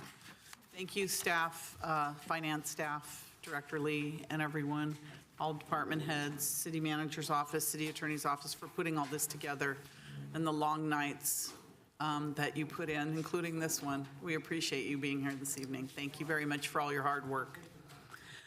All right, next we have item number 7, which is action authorizing the city manager to negotiate and execute agreements with Westlands Grape LLC to purchase resource adequacy capacity up to $34 million annually from the Westlands Grape Battery Storage Project for Silicon Valley Power's compliance obligations. City manager. Thank you, Mayor. This presentation will be provided by our Chief Electric Utility Officer, Manuel Pineda. Thank you. Thank you, City Manager. Good evening, Mayor, members of the council. Pleasure to be here tonight. Manuel Pineda, Chief Electric Utility Officer. Talk about an agreement to purchase resource adequacy for the city. So just a quick slide on resource adequacy and what it is. So resource adequacy is a construct that's been developed to make sure that there's enough resources to serve the electric demand under the most extreme, or if you want to call them just peak conditions. And it's administered through a combination of the state's energy division as well as the CAISO. As you know, we're part of the CAISO. And what we're required to do is that S3P must provide a minimum of no less than 115% of a forecasted peak load for each month, meaning that it's not power, but there's not enough resources out there that you can meet 15% above your 100% peak capacity for the entire, based on what the peak capacity for the whole system. The way we can do that is two ways. We can do it through our own generation resources, whether it's our own power plants or PPAs that we have. Each of those has what's called an RA value to it, and it varies depending on the type of source it is. If it's solar or wind, that's different than if it's natural gas or geothermal, as an example, just because of its availability and how much the availability varies. And what we require, and the other way to do it, which is why we're here tonight, is you can actually purchase RA capacity from a power plant or a generator that you can use to meet your 115% need. So what we're required to do, we're required to meet a yearly RA plan, but also a monthly RA plan to make sure that we're meeting that 115% requirement. So our needs, as you know, our electric load has continued to grow by more than 20% over the last decade, and it's going to continue to grow. So what we're looking at doing is purchasing 150 megawatts of RA capacity from a battery storage project called Westland Scrape. And there'll be an option for us to also buy an additional 75 megawatts. I want to be clear that all we're buying here is the RA capacity, not the actual energy itself. The developer has chosen to sell those separately, the RA from the energy. The GRAPE project is expected to reach commercial operation in June 2026, so about 2 years from now, and it would be a 10-year contract for us. I think what's important about this contract is that we have a current gap. That gap is not that significant, but we do have some months where there's a gap, so that helps us with that. But really, starting in 2028, that gap gets a little larger, and with a existing operation date of 2026, this contract fits well within our portfolio. So the annual cost, as we mentioned, it's up to $34 million, but it's between $21 and $34 million, depending on the operation date and also the options that are exercised by the city. Just to give you a perspective of kind of what the 21 to 34 million means, our current value of our entire RA portfolio is about $337 million. So this contract is about 6 to 10% of today, right? By the time we get to 2028 and beyond, it's going to be a much smaller percentage because our need is going to be much higher. And if we're not able to meet our RA needs, there are some concerns and items that we'd be worried about, and really about financial exposure. One is if you don't meet your 115%, there are penalties that would be assessed. Also, the spot market on RA, just like everything with energy, the spot market in RA has become more volatile over the last few years, specifically the last 5 years. And just to give you an example, if we did have that gap similar to this contract for this year, which just an example is not really what's happening, the value of this RA contract for us on the market would have been $45 million to $89 million if we had to go buy those 150 megawatts to 225 megawatts. Obviously, we're trying to be conservative about what's going to happen in the future. Things could change, but things are volatile and continue to be so. And we want to make sure we are meeting our requirements so we're not exposed to volatility in the market, and we can budget accordingly based on that. So with that, I am not going to read the entire recommendation, but really ultimately is to authorize the city manager to negotiate and execute the agreements with the additional recommendations on the bullet points. I'm available for any questions, and I also want to acknowledge that Kathleen Hughes, Assistant Director, and Bill Herr, Senior Division Manager, are also on the line on Zoom for any questions you might have for them. Thank you. Thank you, Director Pineda. I think we have some questions. Councilmember Hardy? Yes. Just a simple one. I just caught in passing something about that this would start at 2026. I just wondered if there was some kind of contingency if there was not the ability to meet this for us. Thank you. All right, Councilmember Chahal. Thank you, Mayor. Thank you for the presentation, Benetta. So most of our growth requirements are for the data centers, right? And this resource adequacy requirement, basically, we are planning for it, but if we are unable to, due to one reason or the other, not able to meet this 115% of power usage availability, basically, why can't we, it does mention that CAISO will punish us with soft cap penalty of $6.31 per kilowatt month, right? So can we put this thing in contract with our future data centers for whom we are trying to expand our capacity, basically, so that in worst case scenario, even if we do not have the resource adequacy in that particular time, we don't end up paying this thing on everybody's behalf, basically. So that's my question. Why can't we put this penalty part of it on our future data centers? Thank you. Councilmember Watanabe. Thank you, Mayor, and thank you for the presentation, Director Pineda. So how will the city bring this power into the city? Is it anything similar to what we're looking at with the Lafayette Street project that we're looking to bring in, or will it come in another way? But that's basically it. That's it, Director Pineda, for the questions. Sure. Thank you. So I think the first question was about contingency, right? What happens if this contract doesn't go forward or the batteries don't get implemented within the 2026 timeframe? So the staff and the team are always looking for additional contracts and looking for additional RA. So this doesn't stop us. This is just one piece of the puzzle. And obviously, right, there's always the opportunity to buy RA in the market, but ahead of the spot market. So this is just part of the process. I will note that there's things that occur, for example, on Cimarron. We just got word a couple of weeks ago that is going to have RA value attached to it, so some of our larger contracts. So that's a continuous change, and we're always working on it. So we're always tracking the timeline for the contracts. We're always looking for new opportunities. I think, I know I'm going to get the wrong number, but right now we're looking at about 8 to 10 PPAs, and all of those will have some level of RA value to it. So we look at it as a whole package.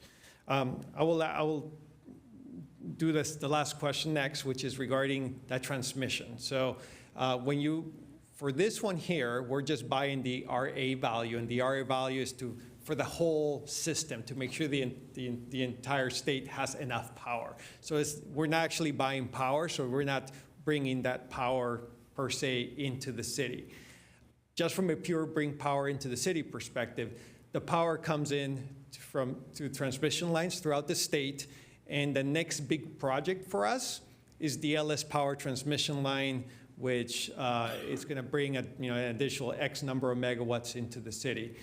The 115 kV line on Lafayette, that's actually to distribute, is our own transmission line, SVP transmission line, to distribute the power within the city, not to bring additional power from the state into the city. But for this contract, we're just buying the RA capacity. We're not buying the actual power. The developers choosing to sell those separately, that's really up to them.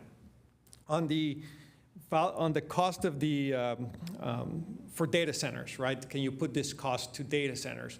I think when you're looking at the cost associated with the rates, you have to look at it holistically. You can't just say, I'm going to take this one piece and this one piece is for data centers.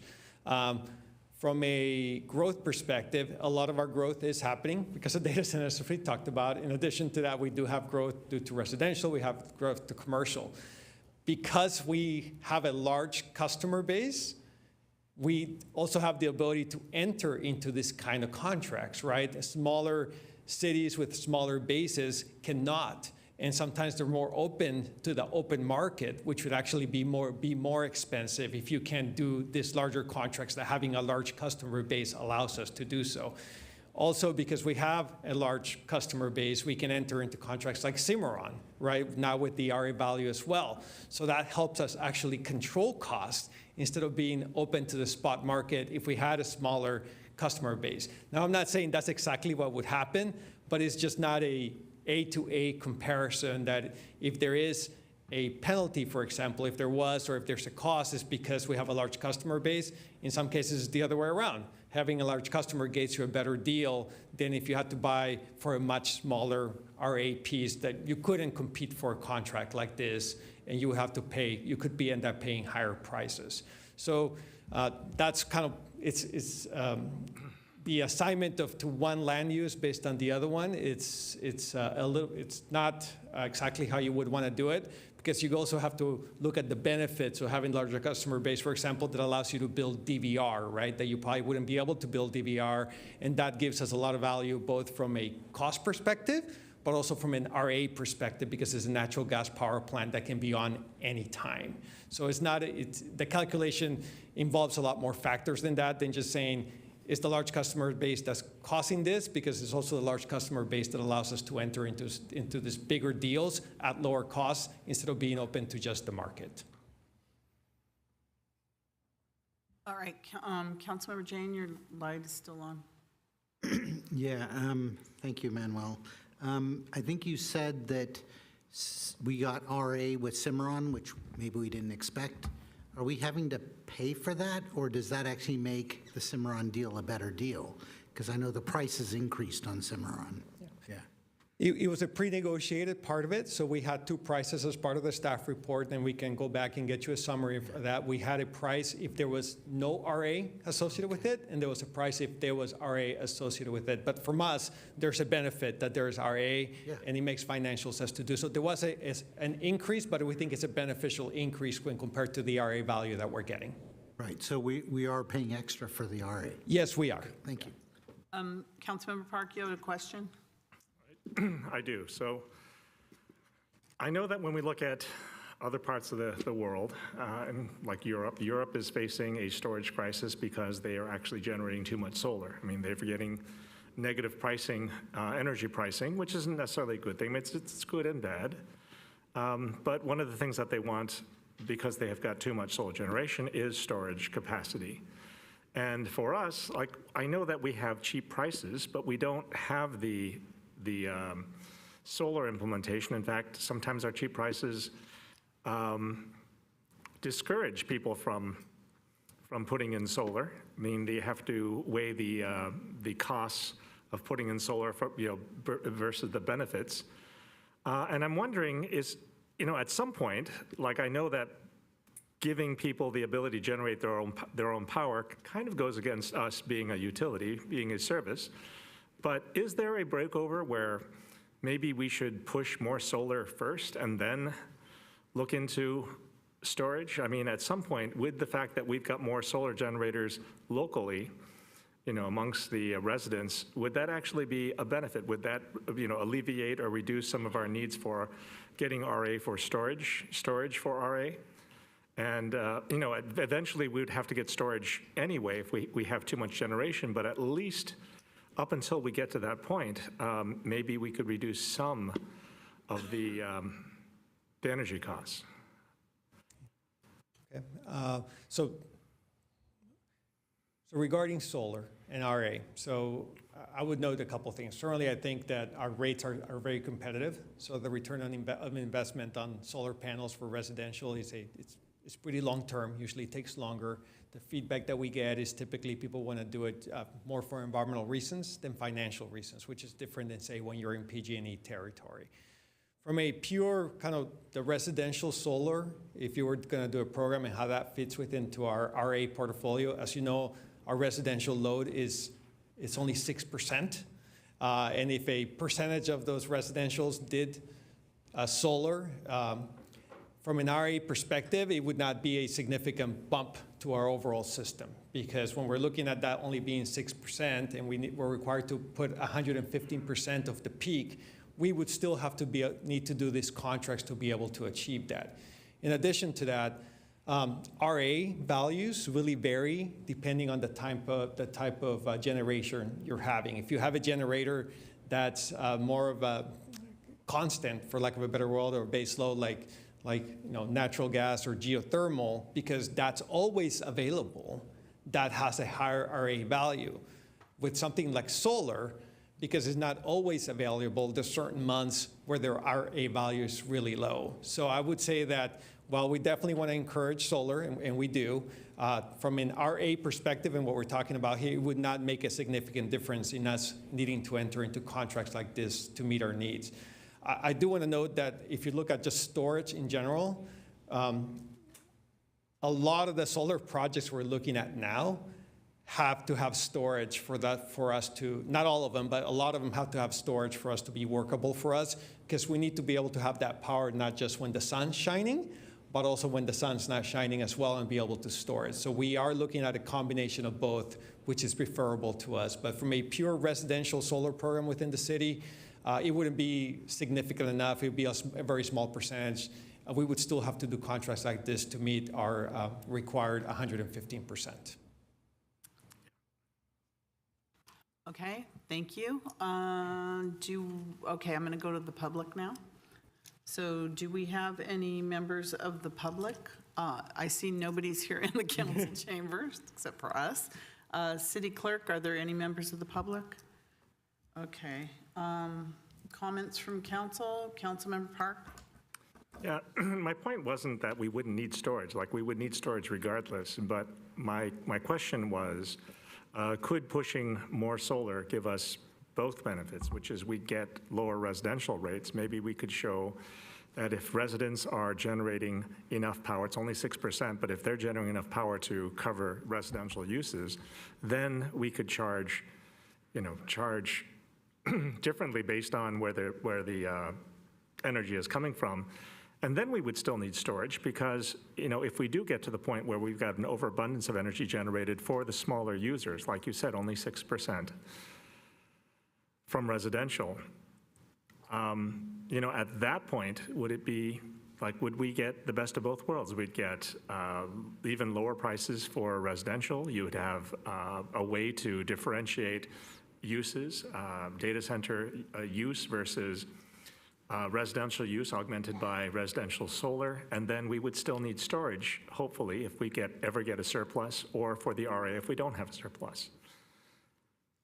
So, just Councilmember Park, just to make sure I want to answer your question fully. So the question is whether adding additional residential solar would lower residential rates. Yeah, have we looked into like how much, there's no, we're going to go 100% this, 100% this, but is there a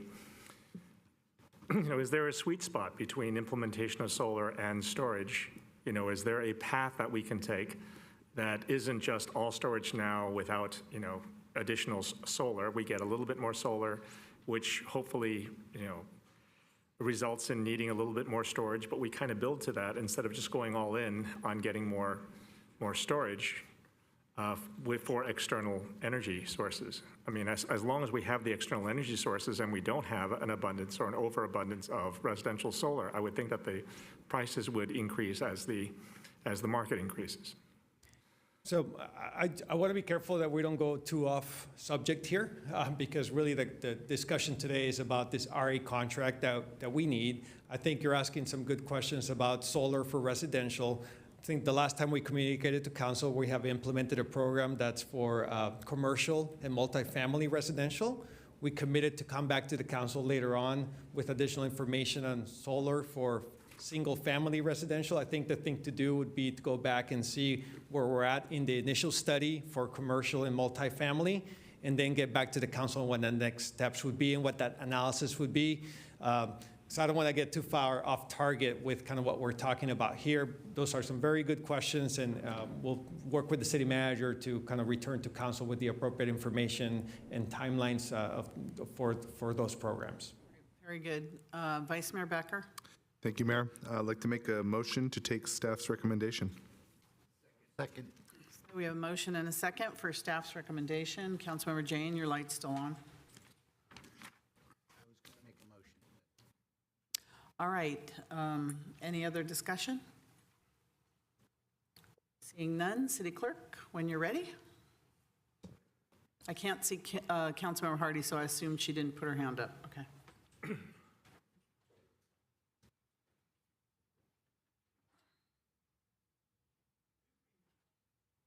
Councilmember Watanabe? Yes. Councilmember Shahal? Yes. Councilmember Hardy? Yes. Councilmember Park? Yes. Councilmember Jane? Yes. Vice Mayor Becker? Yes. Mayor Gilmore? Yes, and that passes unanimously. Thank you very much. Thank you, Director Pineda, for that report. All right, the next item is, was put on by me and Councilmember Watanabe. Item number 8, action on a council written request submitted by Mayor Gilmore and Councilmember Watanabe. Request to place on the agenda at a future council meeting, which I, in my, and both of our requests requested the next council meeting, which is July 9th. Discussion on the Santa Clara County Civil Grand Jury Report titled Irreconcilable Differences, Santa Clara City Council, for a public discussion, the findings and possible council action. Actually, on our agenda tonight, I think this is the most important thing that we need to talk about. So I'm not going to talk about it tonight, but I think that in order for us to maintain public trust after that report came out, and that our public knows that our council members are going to act with integrity, transparency, accountability, and ethical standards, that in order for us to maintain public trust, we need to talk about this. So, Councilmember Watanabe, is there something you'd like to say about it as well, to put it on the agenda? Yes, thank you, Mayor. I just wanted to add that, yes, in addition to the importance of adding it to I believe the request was for July 9th agenda, but also there are, in the findings and recommendations, there are a lot of requests made by the civil grand jury, and that's going to take some time in order to put them in place. So based on the request, it seems like the sooner we start working on this as a city and a council, the better. So I'd like to go ahead and make a motion to add this to the July 9th agenda. Second. All right, we have a motion and a second. Hands up, Councilmember Hardy.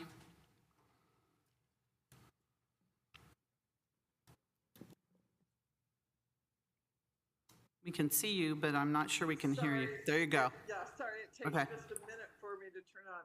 I wanted to understand from the city attorney what our legal obligation was over this subject All right. of the grand jury report.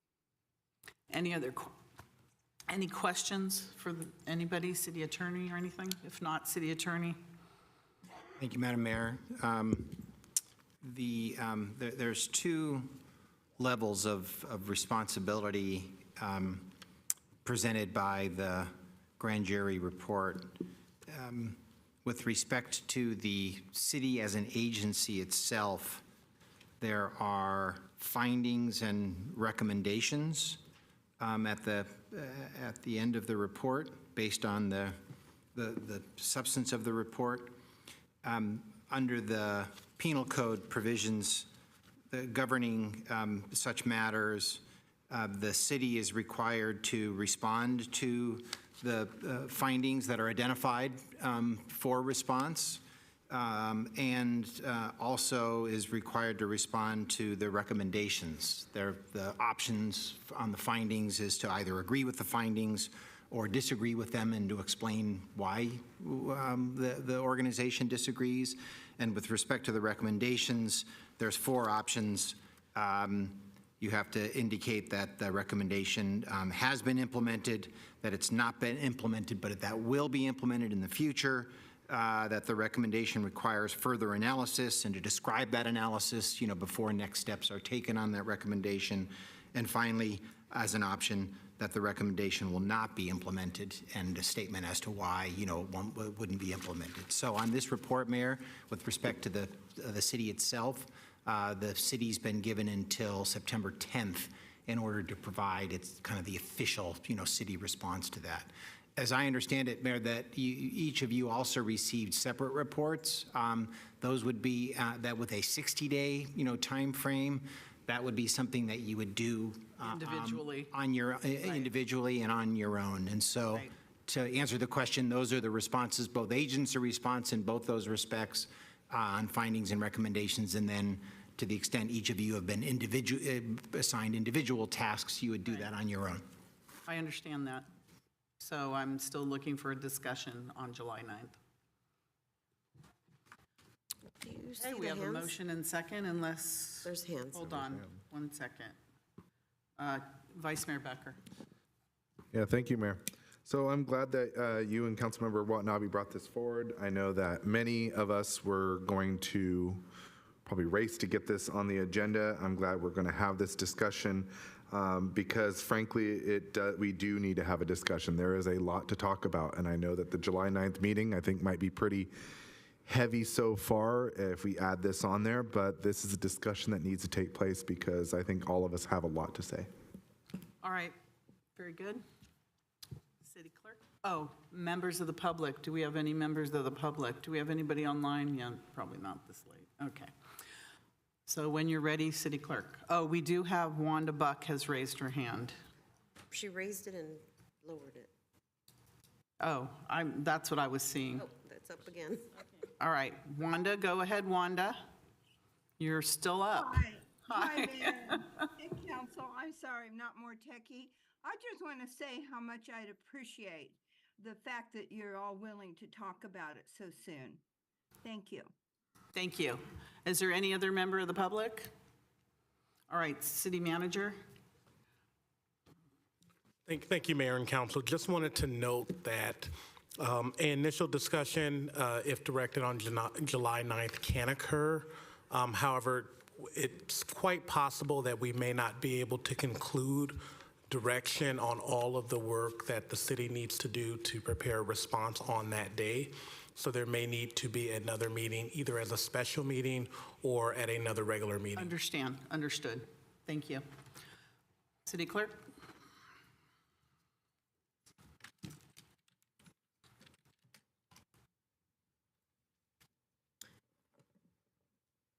Councilmember Watanabe? Yes. Councilmember Shahal? Yes. Councilmember Hardy? Yes. Councilmember Park? Yes. Councilmember Jane? Yes. Vice Mayor Becker? Yes. And Mayor Gilmore? Yes, and that passes unanimously. Thank you. All right, next we have, oh, I missed it before. Reports of members and special committees. Councilmember Watanabe, I know you and I attended a conference, so you have to report on that. Go ahead. Thank you, Mayor. Yes, Mayor Gilmore and I attended the APPA conference, which is the American Public Power Association conference in San Diego, and was very nice to attend with some members of Silicon Valley Power, and it's always a great opportunity to get to know them better. But more so, we were there with members of NCPA as well, the Northern California Power Agency, and just spent the 3 days, just again, discussing public power, the challenges that still exist, and just continuing to work through them. And I have to say that Director Pineda, it's too bad he's not here now, but he was there, and he actually was part of a presentation and talked about the city of Santa Clara, and in this presentation talking about, what we're doing in terms of